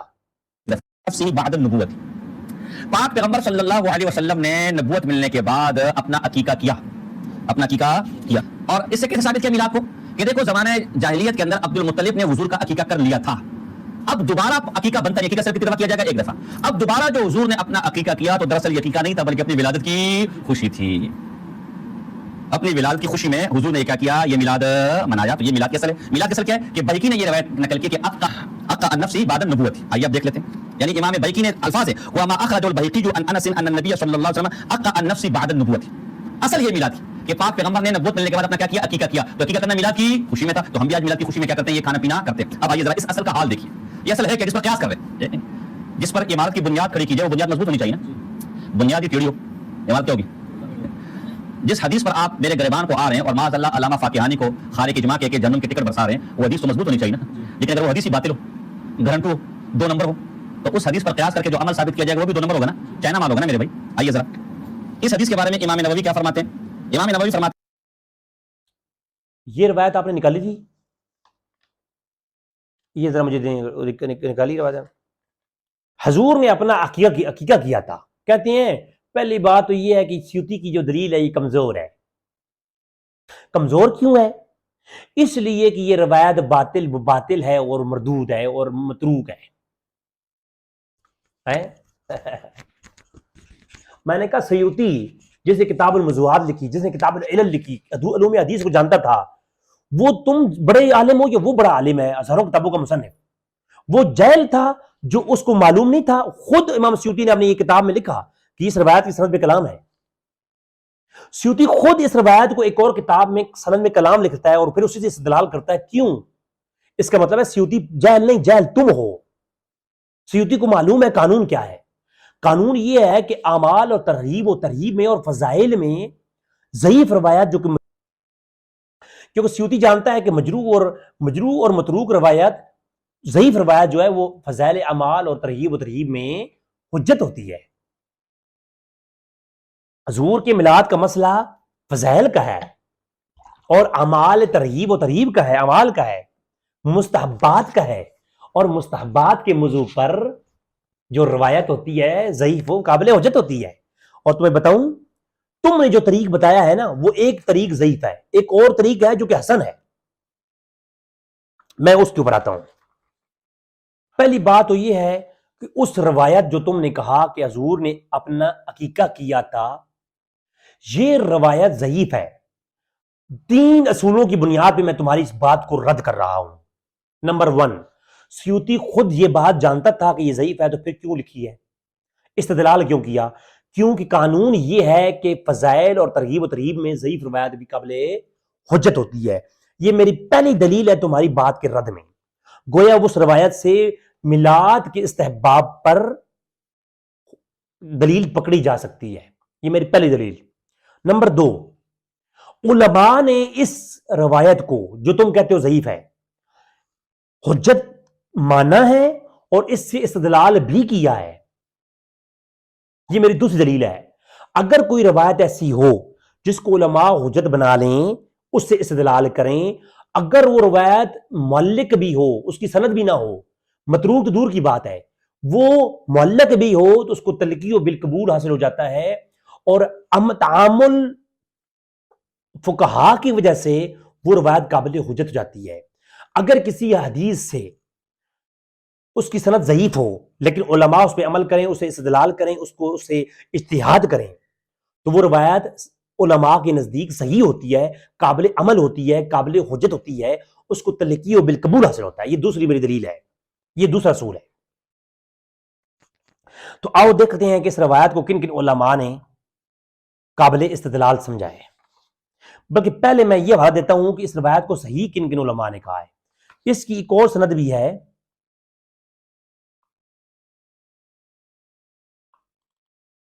یہ میرے سامنے ہے تاریخ اسلام. تاریخ اسلام میں علامہ زیبی اس روایت کو لے کے آتی ہیں اور کہتے ہیں کل تو میں کہتا ہوں, بات کر رہے ہیں, بحث چل رہی ہے کہ کیا بندہ جس کے باپ نے عقیقہ نہ دیا ہو تو وہ جوان ہو گیا, بالغ ہو گیا, تو وہ کیا اپنا عقیقہ دے سکتا ہے؟ اس میں کہتا ہے کل ذرو مریض وفی ذالک انہ یستحب ان الکبیر یعقق عن النفس, کہ جو یہ مستحب ہے کہ ایک بڑا شخص وہ جو ہے اپنا عقیقہ کر سکتا ہے بالغ ہونے کے بعد. فقد قال یعقق عن الکبیر, کہ بڑا, جیسا کہ کہا گیا ہے کہ جو ہے نا بڑے کا عقیقہ کرنا, بالغ کا عقیقہ کرنا جائز ہے. اور کہتے ہیں تو یہاں پر اسی حدیث کی بنیاد پہ کہا کہ جو ہے نا بڑے جو ہے نا مستحب ہے کہ بڑا ہو جانے کے بعد عقیقہ کرنا. اگر رسول اللہ نے اس روایت کے اندر ہے کہ اپنا عقیقہ کیا تھا, میلاد کروایا تھا, تم نہیں مانتے, کہتے ہو وہ مستحب کے لیے ثابت نہیں ہوتا, صرف بدعت مذموم ثابت ہوتی ہے, تو مجھے یہ بتاؤ کہ یہ علماء نے اسی روایت سے بڑا ہو جانے کے بعد تمہارا عقیقہ کرنا کیسے جائز ثابت کر دیا؟ اگر تمہارا اور میرا بڑا ہو جانے کے بعد اپنا عقیقہ دوبارہ کرنا یہ مستحب ہے، تو پھر رسول اللہ کا تو کرنا بدر کو مستحب ہوگا۔ اور عقیقہ بولتی کس کو ہیں؟ بچے کے پیدا ہونے کی خوشی میں جو کھانا بنایا جاتا ہے اس کو عقیقہ بولتے ہیں، اور کسی اور خوشی میں، شادی کی خوشی میں یا کسی خوشی کے اندر لوگوں کا جمع ہو کر کے کھانا بنانا اس کو ولیمہ کہتے ہیں۔ حضور کے پیدا ہونے کی خوشی میں جو کھانا بنایا گیا تھا عقیقہ، وہ پیدا ہونے کی خوشی میں تھا، اس لیے علماء نے اس کو عقیقہ بھی لکھا ہے اور اس کو ولیمہ بھی لکھا ہے، جیسے کہ میں نے پہلے المواہب الدنیا میں کہا کہ یعملون ولا ولیمہ پکا دیتے تھے۔ تو رسول اللہ نے جو اپنا عقیقہ کیا تھا وہ آج ہم اس کو دہرایا تھا، وہ مستحب ہے، وہ عمل کیا ہے؟ مستحب ہے، جیسے کہ ہمارے لیے بھی مستحب ہے۔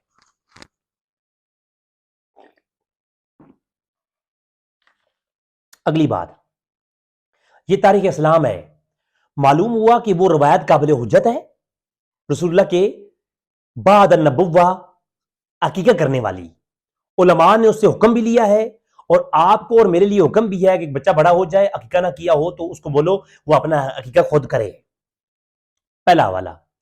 دوسرا حوالہ حدیث صحیحہ ناصر الدین البانی، وہ کہتا ہے ایک روایت ہے جو کہ ضعیف ہے، جو کہ ساجد نقشبندی نے بیان کی ہے کہ روایت ضعیف ہے۔ ساجد نقشبندی نے ایک طریق پیش کیا، دوسرا طریق کیا ہے؟ کہا کہ ناصر الدین البانی لکھتا ہے کہ وہ روایت ابی بکر المستملی ان حیثم ابن جمیل و حیثم السکت و عبداللہ ابن رجال البخاری، جو عبداللہ وہ حیثم اور عبداللہ بخاری کے رجال ہیں، بل حدیث قوی الاسناد، یہ حدیث قوی الاسناد ہے، فقد اخرجہ ابن عین ابن تبرانی الاوسط، ابن عین نے بھی اس کو روایت کیا ہے اور تبرانی نے بھی اس کو روایت کیا ہے عبداللہ ابن المثنی سے، اور یہ روایت حدیثاً صحیحاً، یہ روایت صحیح ہے کہ رسول اللہ نے اپنے بعد النبوہ اپنا عقیقہ کیا ہے۔ یہ ہو گیا البانی کا صحیحہ۔ یہ میرے سامنے کتاب ہے نہایہ اصول فی الروایہ ستۃ الاصول، عبد المنعم ابراہیم ثبت ابن العجیمی کی کتاب ہے، 774 ہجری کی مصنف ہیں یہ۔ امام سیوطی جو ہے نا، توجہ کرنا ذرا، وہی روایت جو امام سیوطی نے لکھی ہے، یہ امام ہے، ان کا نام کیا ہے؟ ثبت ابن العجیمی، ٹھیک ہے؟ تو اجمی جو ہیں وہ النہایہ اصول فی الروایہ میں لکھتے ہیں کہ فی ابن احمد کی روایت بسند صحیح، ابن احمد کی روایت سند صحیح ہے، فی حدیث انس انہ علیہ السلام انہ ان اقا ان نفسہ بعد ما جاء النبوہ، نبوت کے بعد رسول نے اپنا عقیقہ کیا ہے۔ یہ روایت جو کہ ابن ایمن کی ہے وہ صحیح ہے، ٹھیک ہے؟ اور جو امام بیہقی لے کے آئے ہیں ایک اور طریق، وہ منکر ہے، ٹھیک ہے؟ تو اس روایت کو تم ضعیف کر کے جان چھڑا سکتے نہیں ہو۔ یہ تمہارے ابا جان ابن تیمیہ کا شاگرد ابن قیم زاد المعاد میں لکھتا ہے کہ وہ ذکر ابن ایمن حدیث انس بن مالک، کہ جو بڑا ہو جانے کے بعد، جوان ہونے کے بعد بچے کا عقیقہ ہو سکتا ہے کہ نہیں، اس میں یہ حدیث لے کے آتا ہے، کہتا ہے یہ ذکر ابن ایمن حدیث ابن انس بن مالک میں یہ روایت صحیح ہے، اور اس میں کیا ہے کہ ان النبی اقا ان نفسہ، کہ رسول صلی اللہ علیہ وسلم نے اپنا عقیقہ کیا تھا جوان ہونے کے بعد، بالغ ہونے کے بعد، یہ روایت صحیح ہے۔ اور لکھتے ہیں آگے کہ احمد بن حنبل کی جو روایت ہے وہ انس بن مالک کی، اس میں محرر ہے، عبد المحرر، وہ روایت منکر ہے۔ محرر والی روایت پہ بحث نہیں ہے، یہ دوسری روایت ہے۔ احکام الشریع الصغریٰ، ٹھیک ہو گیا جی؟ عبد الحق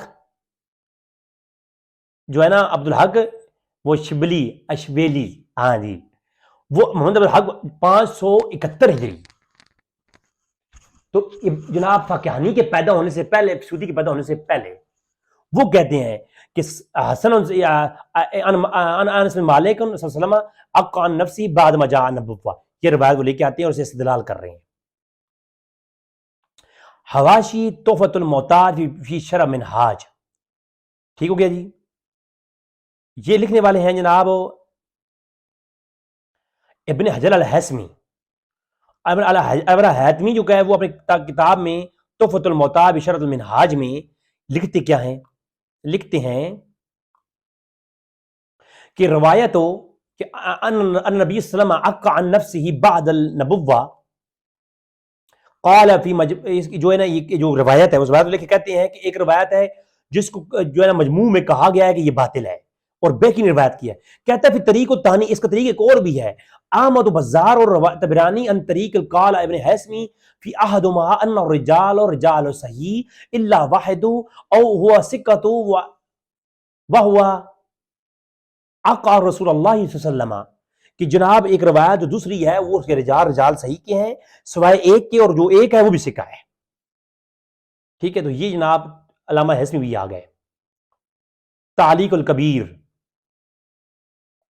الکبیر 400 متقدمین میں سے ہیں یہ 457 ہجری امام بیکی کے زمانے کے امام ابن یعلا الفرع البغدادی جو ہیں وہ وہی لکھتے ہیں کہتے ہیں کہ جو روایت ہے بیکی والی وہ منکر ہے لیکن جو دوسری ہے نا کہتے ہیں کہ اس پہ حکم دیتے ہیں کہتے ہیں کہ اگر باپ نے عقیقہ نہیں کیا تو انہا مستحبۃ من غیر غنم روایت ابی بکر الخلال فی ہلل باسناد انس بن مالک ان النبی اقع ان نفس ما بعد جاء النبوۃ صلی اللہ علیہ وسلم کہ الخلال نے اس روایت کو لکھا ہے. یہ دلیل اس بات کی سند صحیح کے ساتھ ہے کہ مستحب ہے کہ پیدا ہونے کے بعد بندہ بڑا ہو جائے تو بڑا ہونے کے بعد اپنا عقیقہ کر سکتا ہے. وہ خود کرے گا باپ نہیں کرے گا. باپ جب وہ بالغ نہیں تھا باپ کا حق تھا جب بالغ ہو گیا تو بندہ خود کرے گا جیسے رسول اللہ صلی اللہ علیہ وسلم نے خود اپنا عقیقہ کیا تھا. رسول اللہ کا عقیقہ تو پہلے اپنے مطلب کر چکے تھے تو پھر انہوں نے کیوں کیا کیونکہ وہ پیدا ہونے کی خوشی میں دوبارہ اپنے آپ کو اس کے آگے میں دلیل دوں گا دلیل خود سے نہیں پیدا ہونے کی خوشی میں رسول اللہ نے اپنے بکرے ذبح کیے. الحاوی الکبیر فقہ مذہب شافعی کی کتاب ہے. ٹھیک ہے لکھنے والے ہیں علامہ حبیب ماوردی البصری بہت بڑے بزرگ ہیں شافعی مذہب کی بہت بڑی کتاب ہے. اس میں لکھتے ہیں کہ روا شافعی نے ہمیں روایت کیا ان ابراہیم بن محمد بن المثنى سے سند صحیح اور مثنى روایت کرتے ہیں انس بن مالک ابن انس سے اور ابن انس روایت کرتا ہے اپنے ابا انس سے اور وہ مالک سے روایت کرتے ہیں ان النبی اقع عن نفسه بعد ما نزلت علیہ النبوۃ کہ جب نبوت نازل ہوئی اس کے بعد رسول اللہ نے اپنا دوبارہ سے عقیقہ کیا. یہ متقدمین کے حوالہ جات سند صحیح کے ساتھ. اسی بات کو بحر المذہب فی فروع المذہب شافعی مذہب شافعی کی ایک اور کتاب ہے اسماعیل الرویانی کی 503 ہجری کے سے متوفہ ہیں یہ رویانی. وہ بھی یہ بات لکھتے ہیں کہتے ہیں کہ بڑا ہو جانے کے بعد اگر باپ نے عقیقہ نہ کیا تو عقیقہ کرنا مستحب ہے. تم کہتے ہو میلاد کو مستحب کہنا کدھر سے ثابت ہے؟ اسی حدیث سے ثابت ہے جس سے علماء نے باقی میلاد کو مستحب کہا ہے. اگر بڑا ہو جانے کے بعد عقیقہ کرنا مستحب ہے نا اسی روایت سے میلاد کرنا بھی مستحب ہے. جی اگر تمہارے نزدیک وہ روایت منکر ہے تو علماء نے اس سے مستحب کیسے اخذ کیا تم بتاؤ. اگر وہ روایت فضائل اور میں قبول ہے اور علماء نے مستحبات کے اوپر وہ دلیل بنا لی ہے تو ماننا پڑے گا کہ میلاد بھی مستحب ہے اور اس کے اوپر وہ دلیل بن سکتی ہے. روایت شافعی ابراہیم بن مثنى اس مذہب شافعی والی کتاب کے اندر بھی روجانی بھی یہی کہتے ہیں کہ انس مالک قال رسول اللہ صلی اللہ علیہ وسلم اقع عن نفسه بعد نزلت علی النبوہ. تو یہ دو روایت ایک ہی روایت دو کتابوں سے آگئی. امام اعظم الاندلسی محلہ الاثار کے اندر کیا کرتے ہیں کہتے ہیں کہ یہ جو روایت موجود ہے ہمارے پاس کہ حیثم الجمیل کی روایت لے کے آتے ہیں کہتے ہیں کہ یہ روایت طریق پہلے طریق کا رد لکھتے ہیں کہتے ہیں طریق یہ ہے یہ اصل طریق ہے. وہ کہتے ہیں طریق یہ ہے کہ رسول مالک روایت کرتے ہیں کہ رسول اللہ نے اقع عن النفس بعد ما جاء نبوت کے بعد رسول اللہ نے اپنا عقیقہ کیا ہے. رسول اللہ کا اپنے نبوت کے بعد عقیقہ کرنا پیدا ہونے کی خوشی میں کھانا بنانا عقیقہ دوبارہ نہیں ہوتا. تو سیوطی کا اس سے استحباب ثابت کرنا یہ سیوطی کا اکیلا ثابت نہیں ہے. سیوطی اکیلا نہیں ہے پوری امت متقدمین ساتھ کھڑے ہیں سیوطی کے. اگر تمہارا میرا بچے کا عقیقہ بڑا ہو جانے کے بعد کرنا اس روایت سے مستحب علماء نے ثابت کیا ہے تو مصطفیٰ کریم کی خوشی کرنا تو بدری کی اولت ثابت ہو گیا نا. ہاں جی.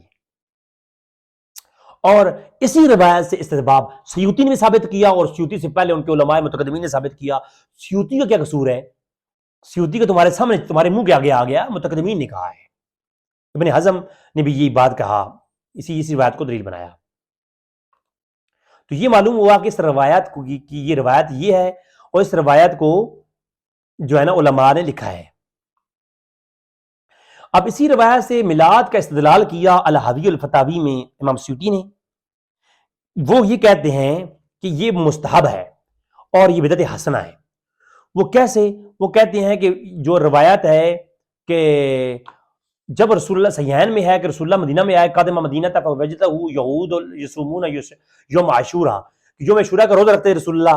تو انہوں نے بھی اس کی خوشی میں رسول اللہ نے بھی روزہ رکھا، تو رسول اللہ نے روزہ رکھا تو وہ بھی رکھتے تھے. تو حضور نے بھی جو ہے نا موسیٰ کے نجات میں خوشی میں بنایا.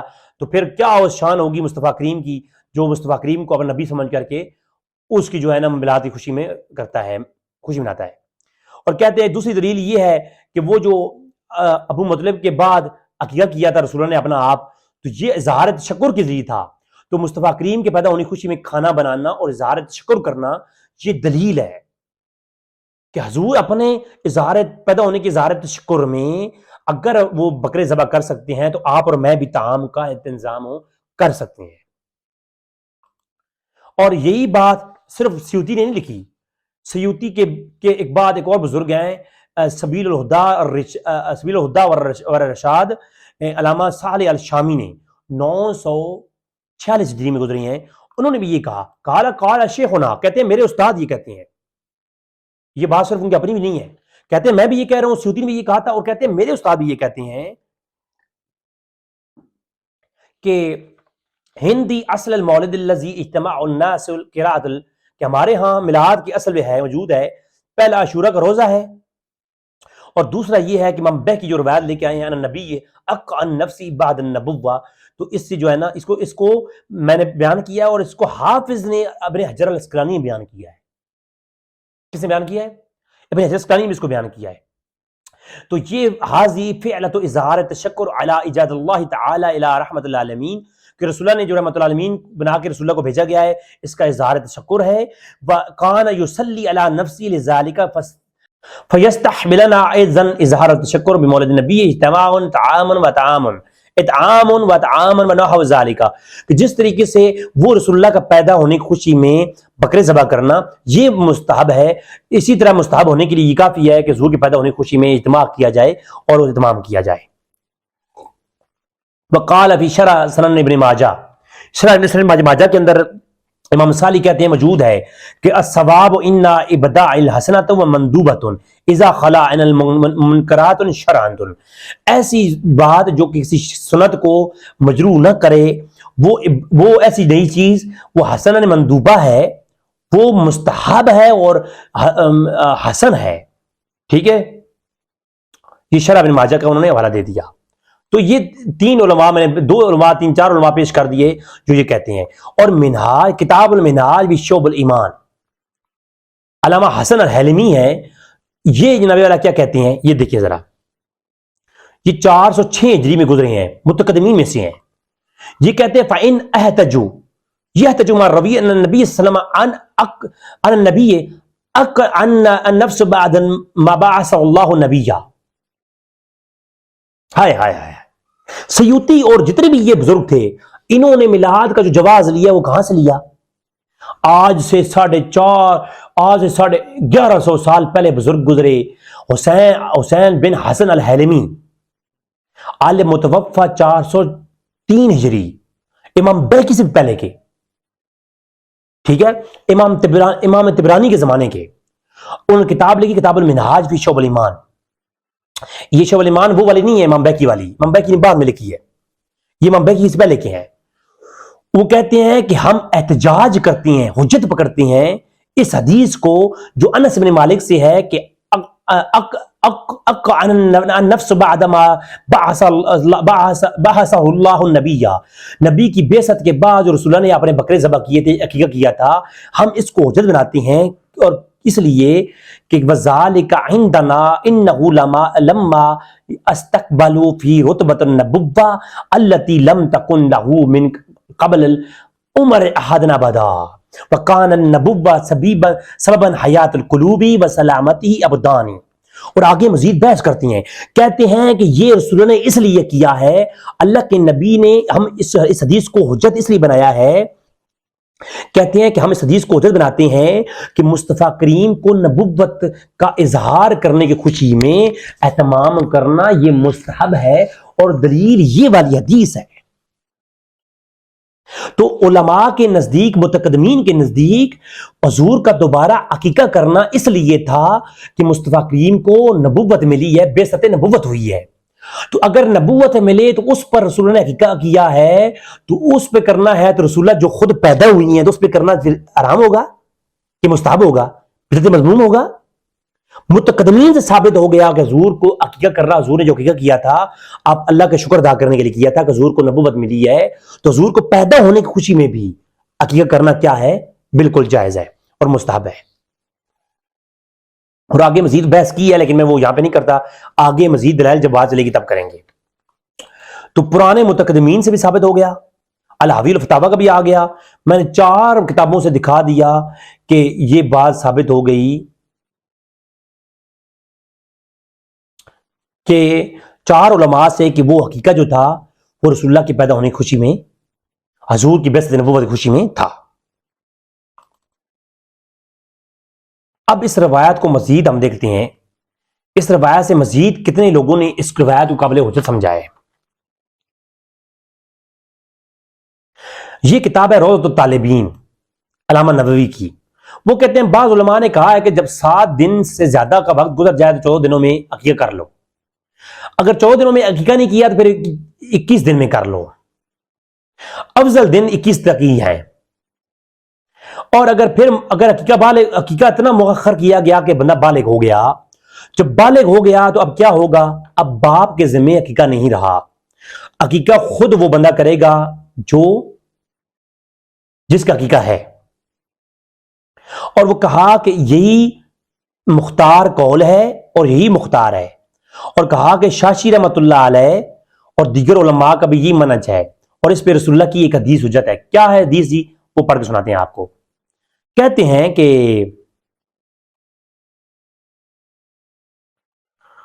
فی حقیقت النفس ہی استحسن، مستحسن ہے، مستحب ہے، کیا ہے، مندوب ہے.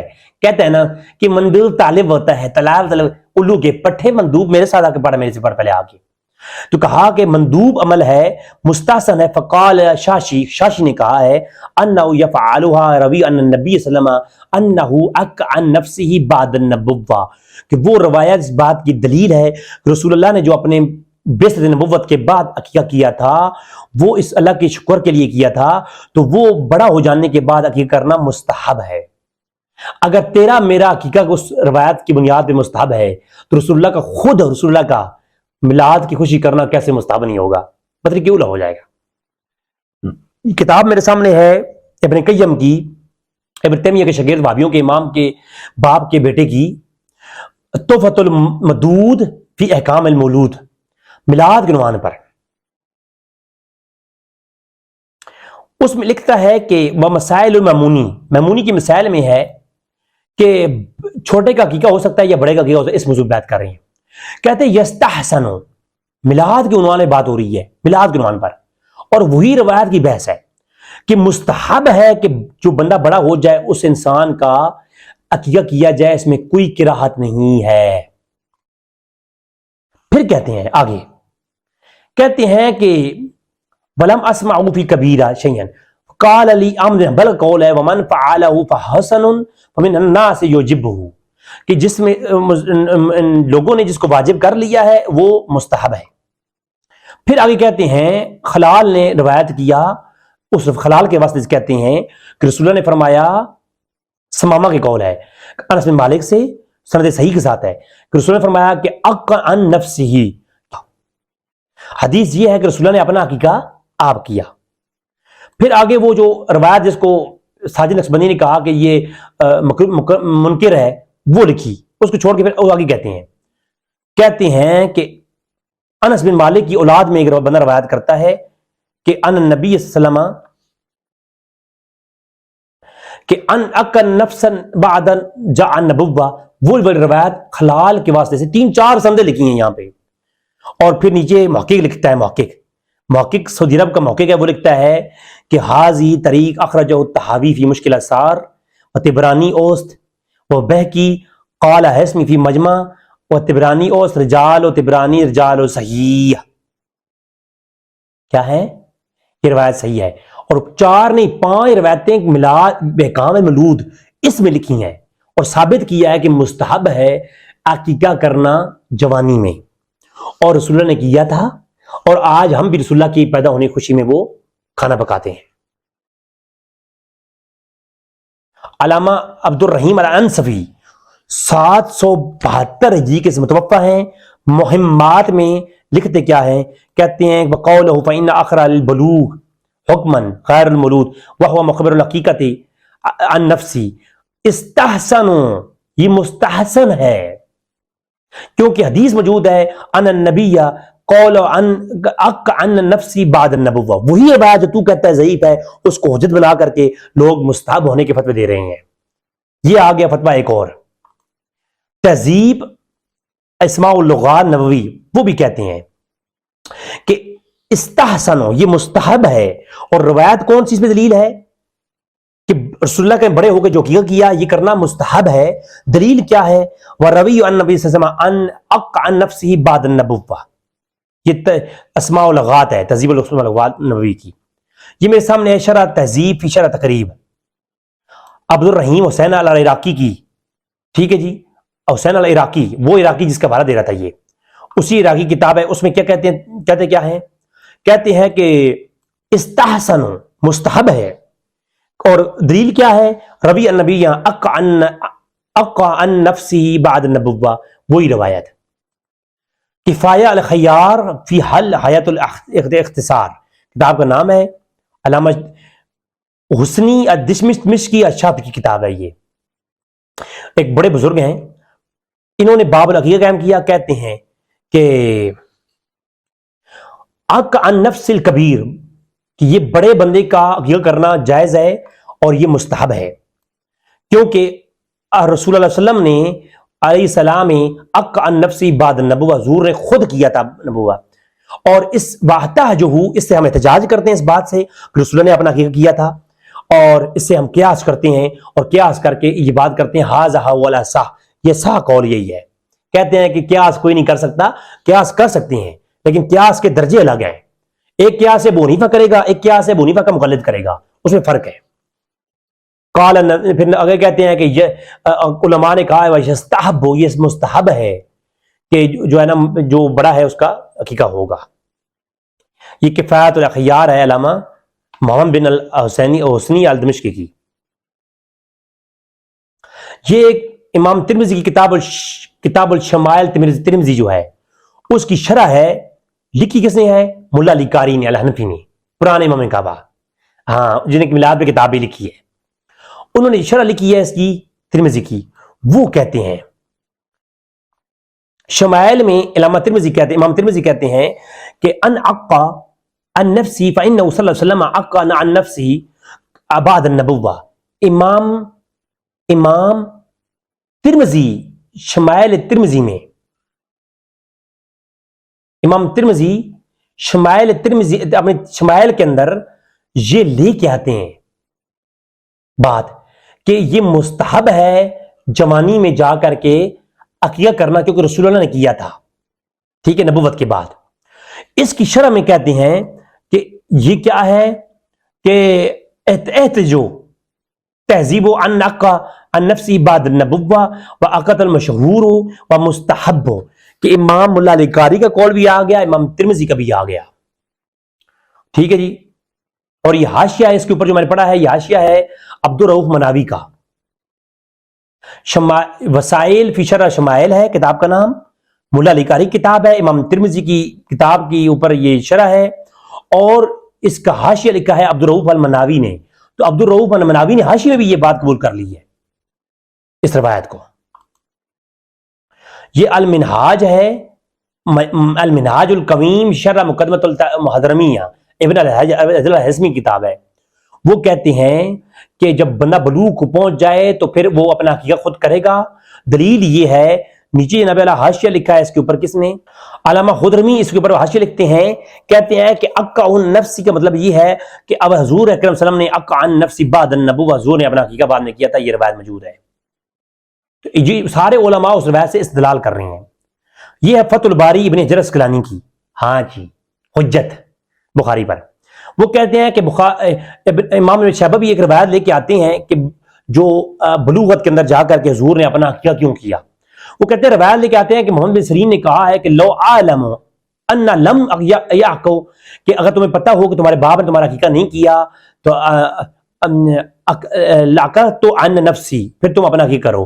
والاختیار، یہ اختیار قول ہے، امام بن سیرین کا قول آ گیا، مصنف ابن ابی شیبہ کا قول لکھا ہے۔ پھر وہ آگے لکھتے ہیں وکان اشارہ بذالک الی حدیث الذی ورد النبی صلی اللہ علیہ وسلم اقع عن نفسی بعد النبوہ، کہ یہ جو علماء نے قول کیا ہے کہ بعد ہو سکتا ہے، اس کے اوپر دلیل یہ ہے کہ نبوت کے بعد رسول نے اپنا کیا تھا، وہ حدیث اس کی دلیل ہے۔ فتح الباری ابن حجر کہہ رہے ہیں۔ پھر وہ آگے کہتے ہیں کہ وہ ایک روایت جو ہے وہ ضعیف ہے، جو کہ بیکی والی ہے۔ پھر وہ کہتے ہیں ایک روایت اور ہے،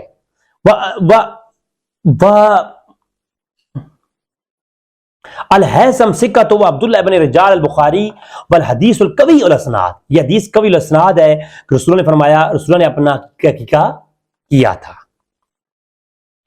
یہ تعلیق کبیر ہے، اس میں نے بتا دیا کہ رسول نے اپنا حقیقت کیا تھا۔ یہ روایت جو ہے نا خلال نے روایت کی ہے مالک سے، اور یہ روایت اکتیسے طریقے سے بھی ہے، اور یہ روایت صحیح ہے، مستحب قرار دیا ہے اس کو۔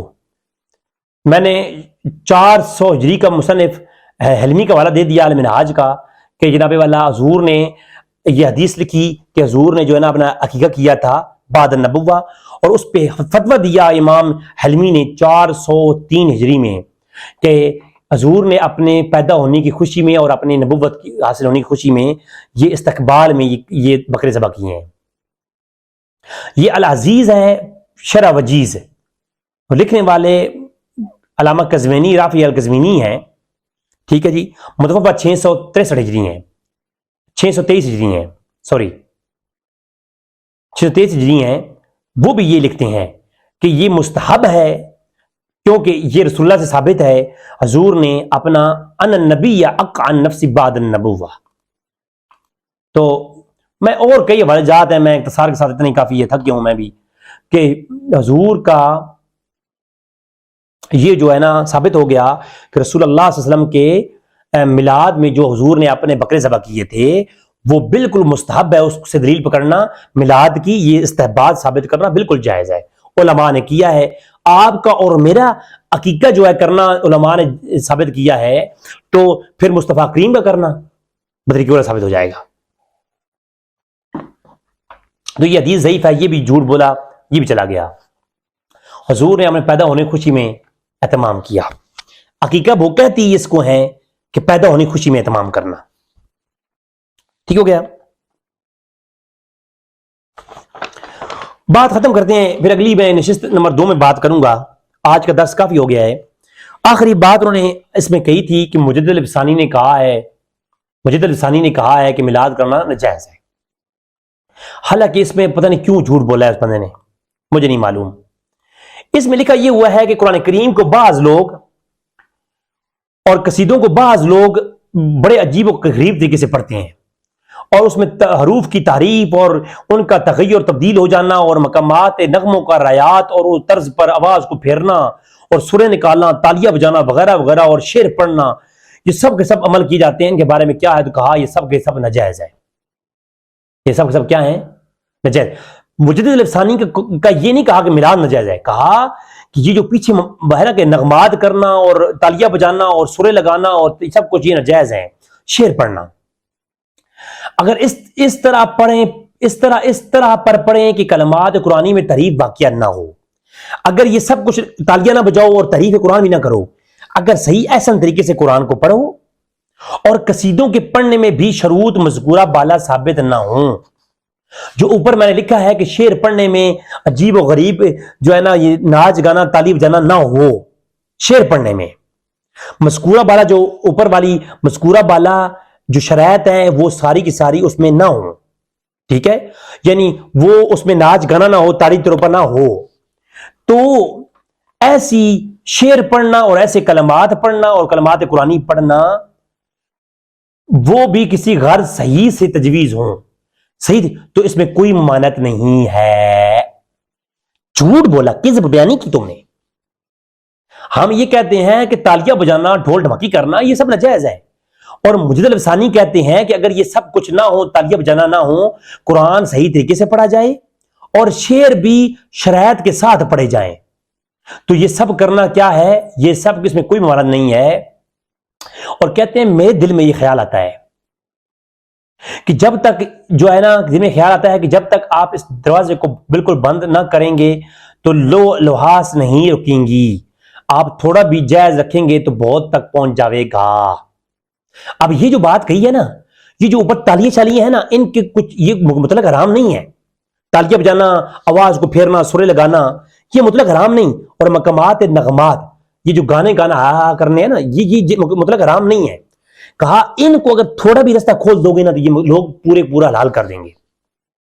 یہ ان کے بارے کیا امام یہ کہہ رہے ہیں کہ قرآن کو صحیح تلفظ کے ساتھ پڑھنا اور شرائط کے ساتھ قصیدوں کو, رسول اللہ کے میلاد قصیدوں کو پڑھنا, اس کے بارے میں کہہ رہے ہیں کہ اس کی اجازت نہ دو. یہ تمہیں کس نے کہا ہے؟ کیا امام جلد ثانی قرآن پڑھنے کو روکیں گے کہ قرآن نہ پڑھا کرو؟ وہ کہہ رہے ہیں کہ قرآن کو صحیح طرف سے پڑھنا اور قصیدوں کو شعروں کی شرائط کے ساتھ پڑھنا بالکل جائز ہے, اس کی کوئی معنی نہیں ہے. ہاں, تالیاں بجانا, نغمے گانا اور آوازوں کو پھیرنا, سرے لگانا, یہ سب کے سب ناجائز ہیں, اور اس کے اندر فقیر یہ کہتا ہے کہ اجازت نہ دی جائے. تو یہ بھی انہوں نے جھوٹ بولا مجید الفسانی کے اوپر. ان کا طریقہ یہ ہے, باطل اپنا عقیدہ چھپانے کے لیے کچھ نہ کچھ کرتے ہی رہتا ہے. تو یہ آج کی درس تھا. اس میں کوئی سوال ہو آپ لوگ سوال کریں. لائیو میرے ساتھ گفتگو کرنے کے لیے میری ساتھ رابطہ کریں. میرا نمبر موجود ہوگا کمنٹس کے اندر بھی اور نیٹ چینل کے اوپر بھی. میں آپ لوگوں کے ساتھ لائیو لنک دوں گا, یوٹیوب پہ لائیو بیٹھ کے ہم گفتگو کرنے کو تیار.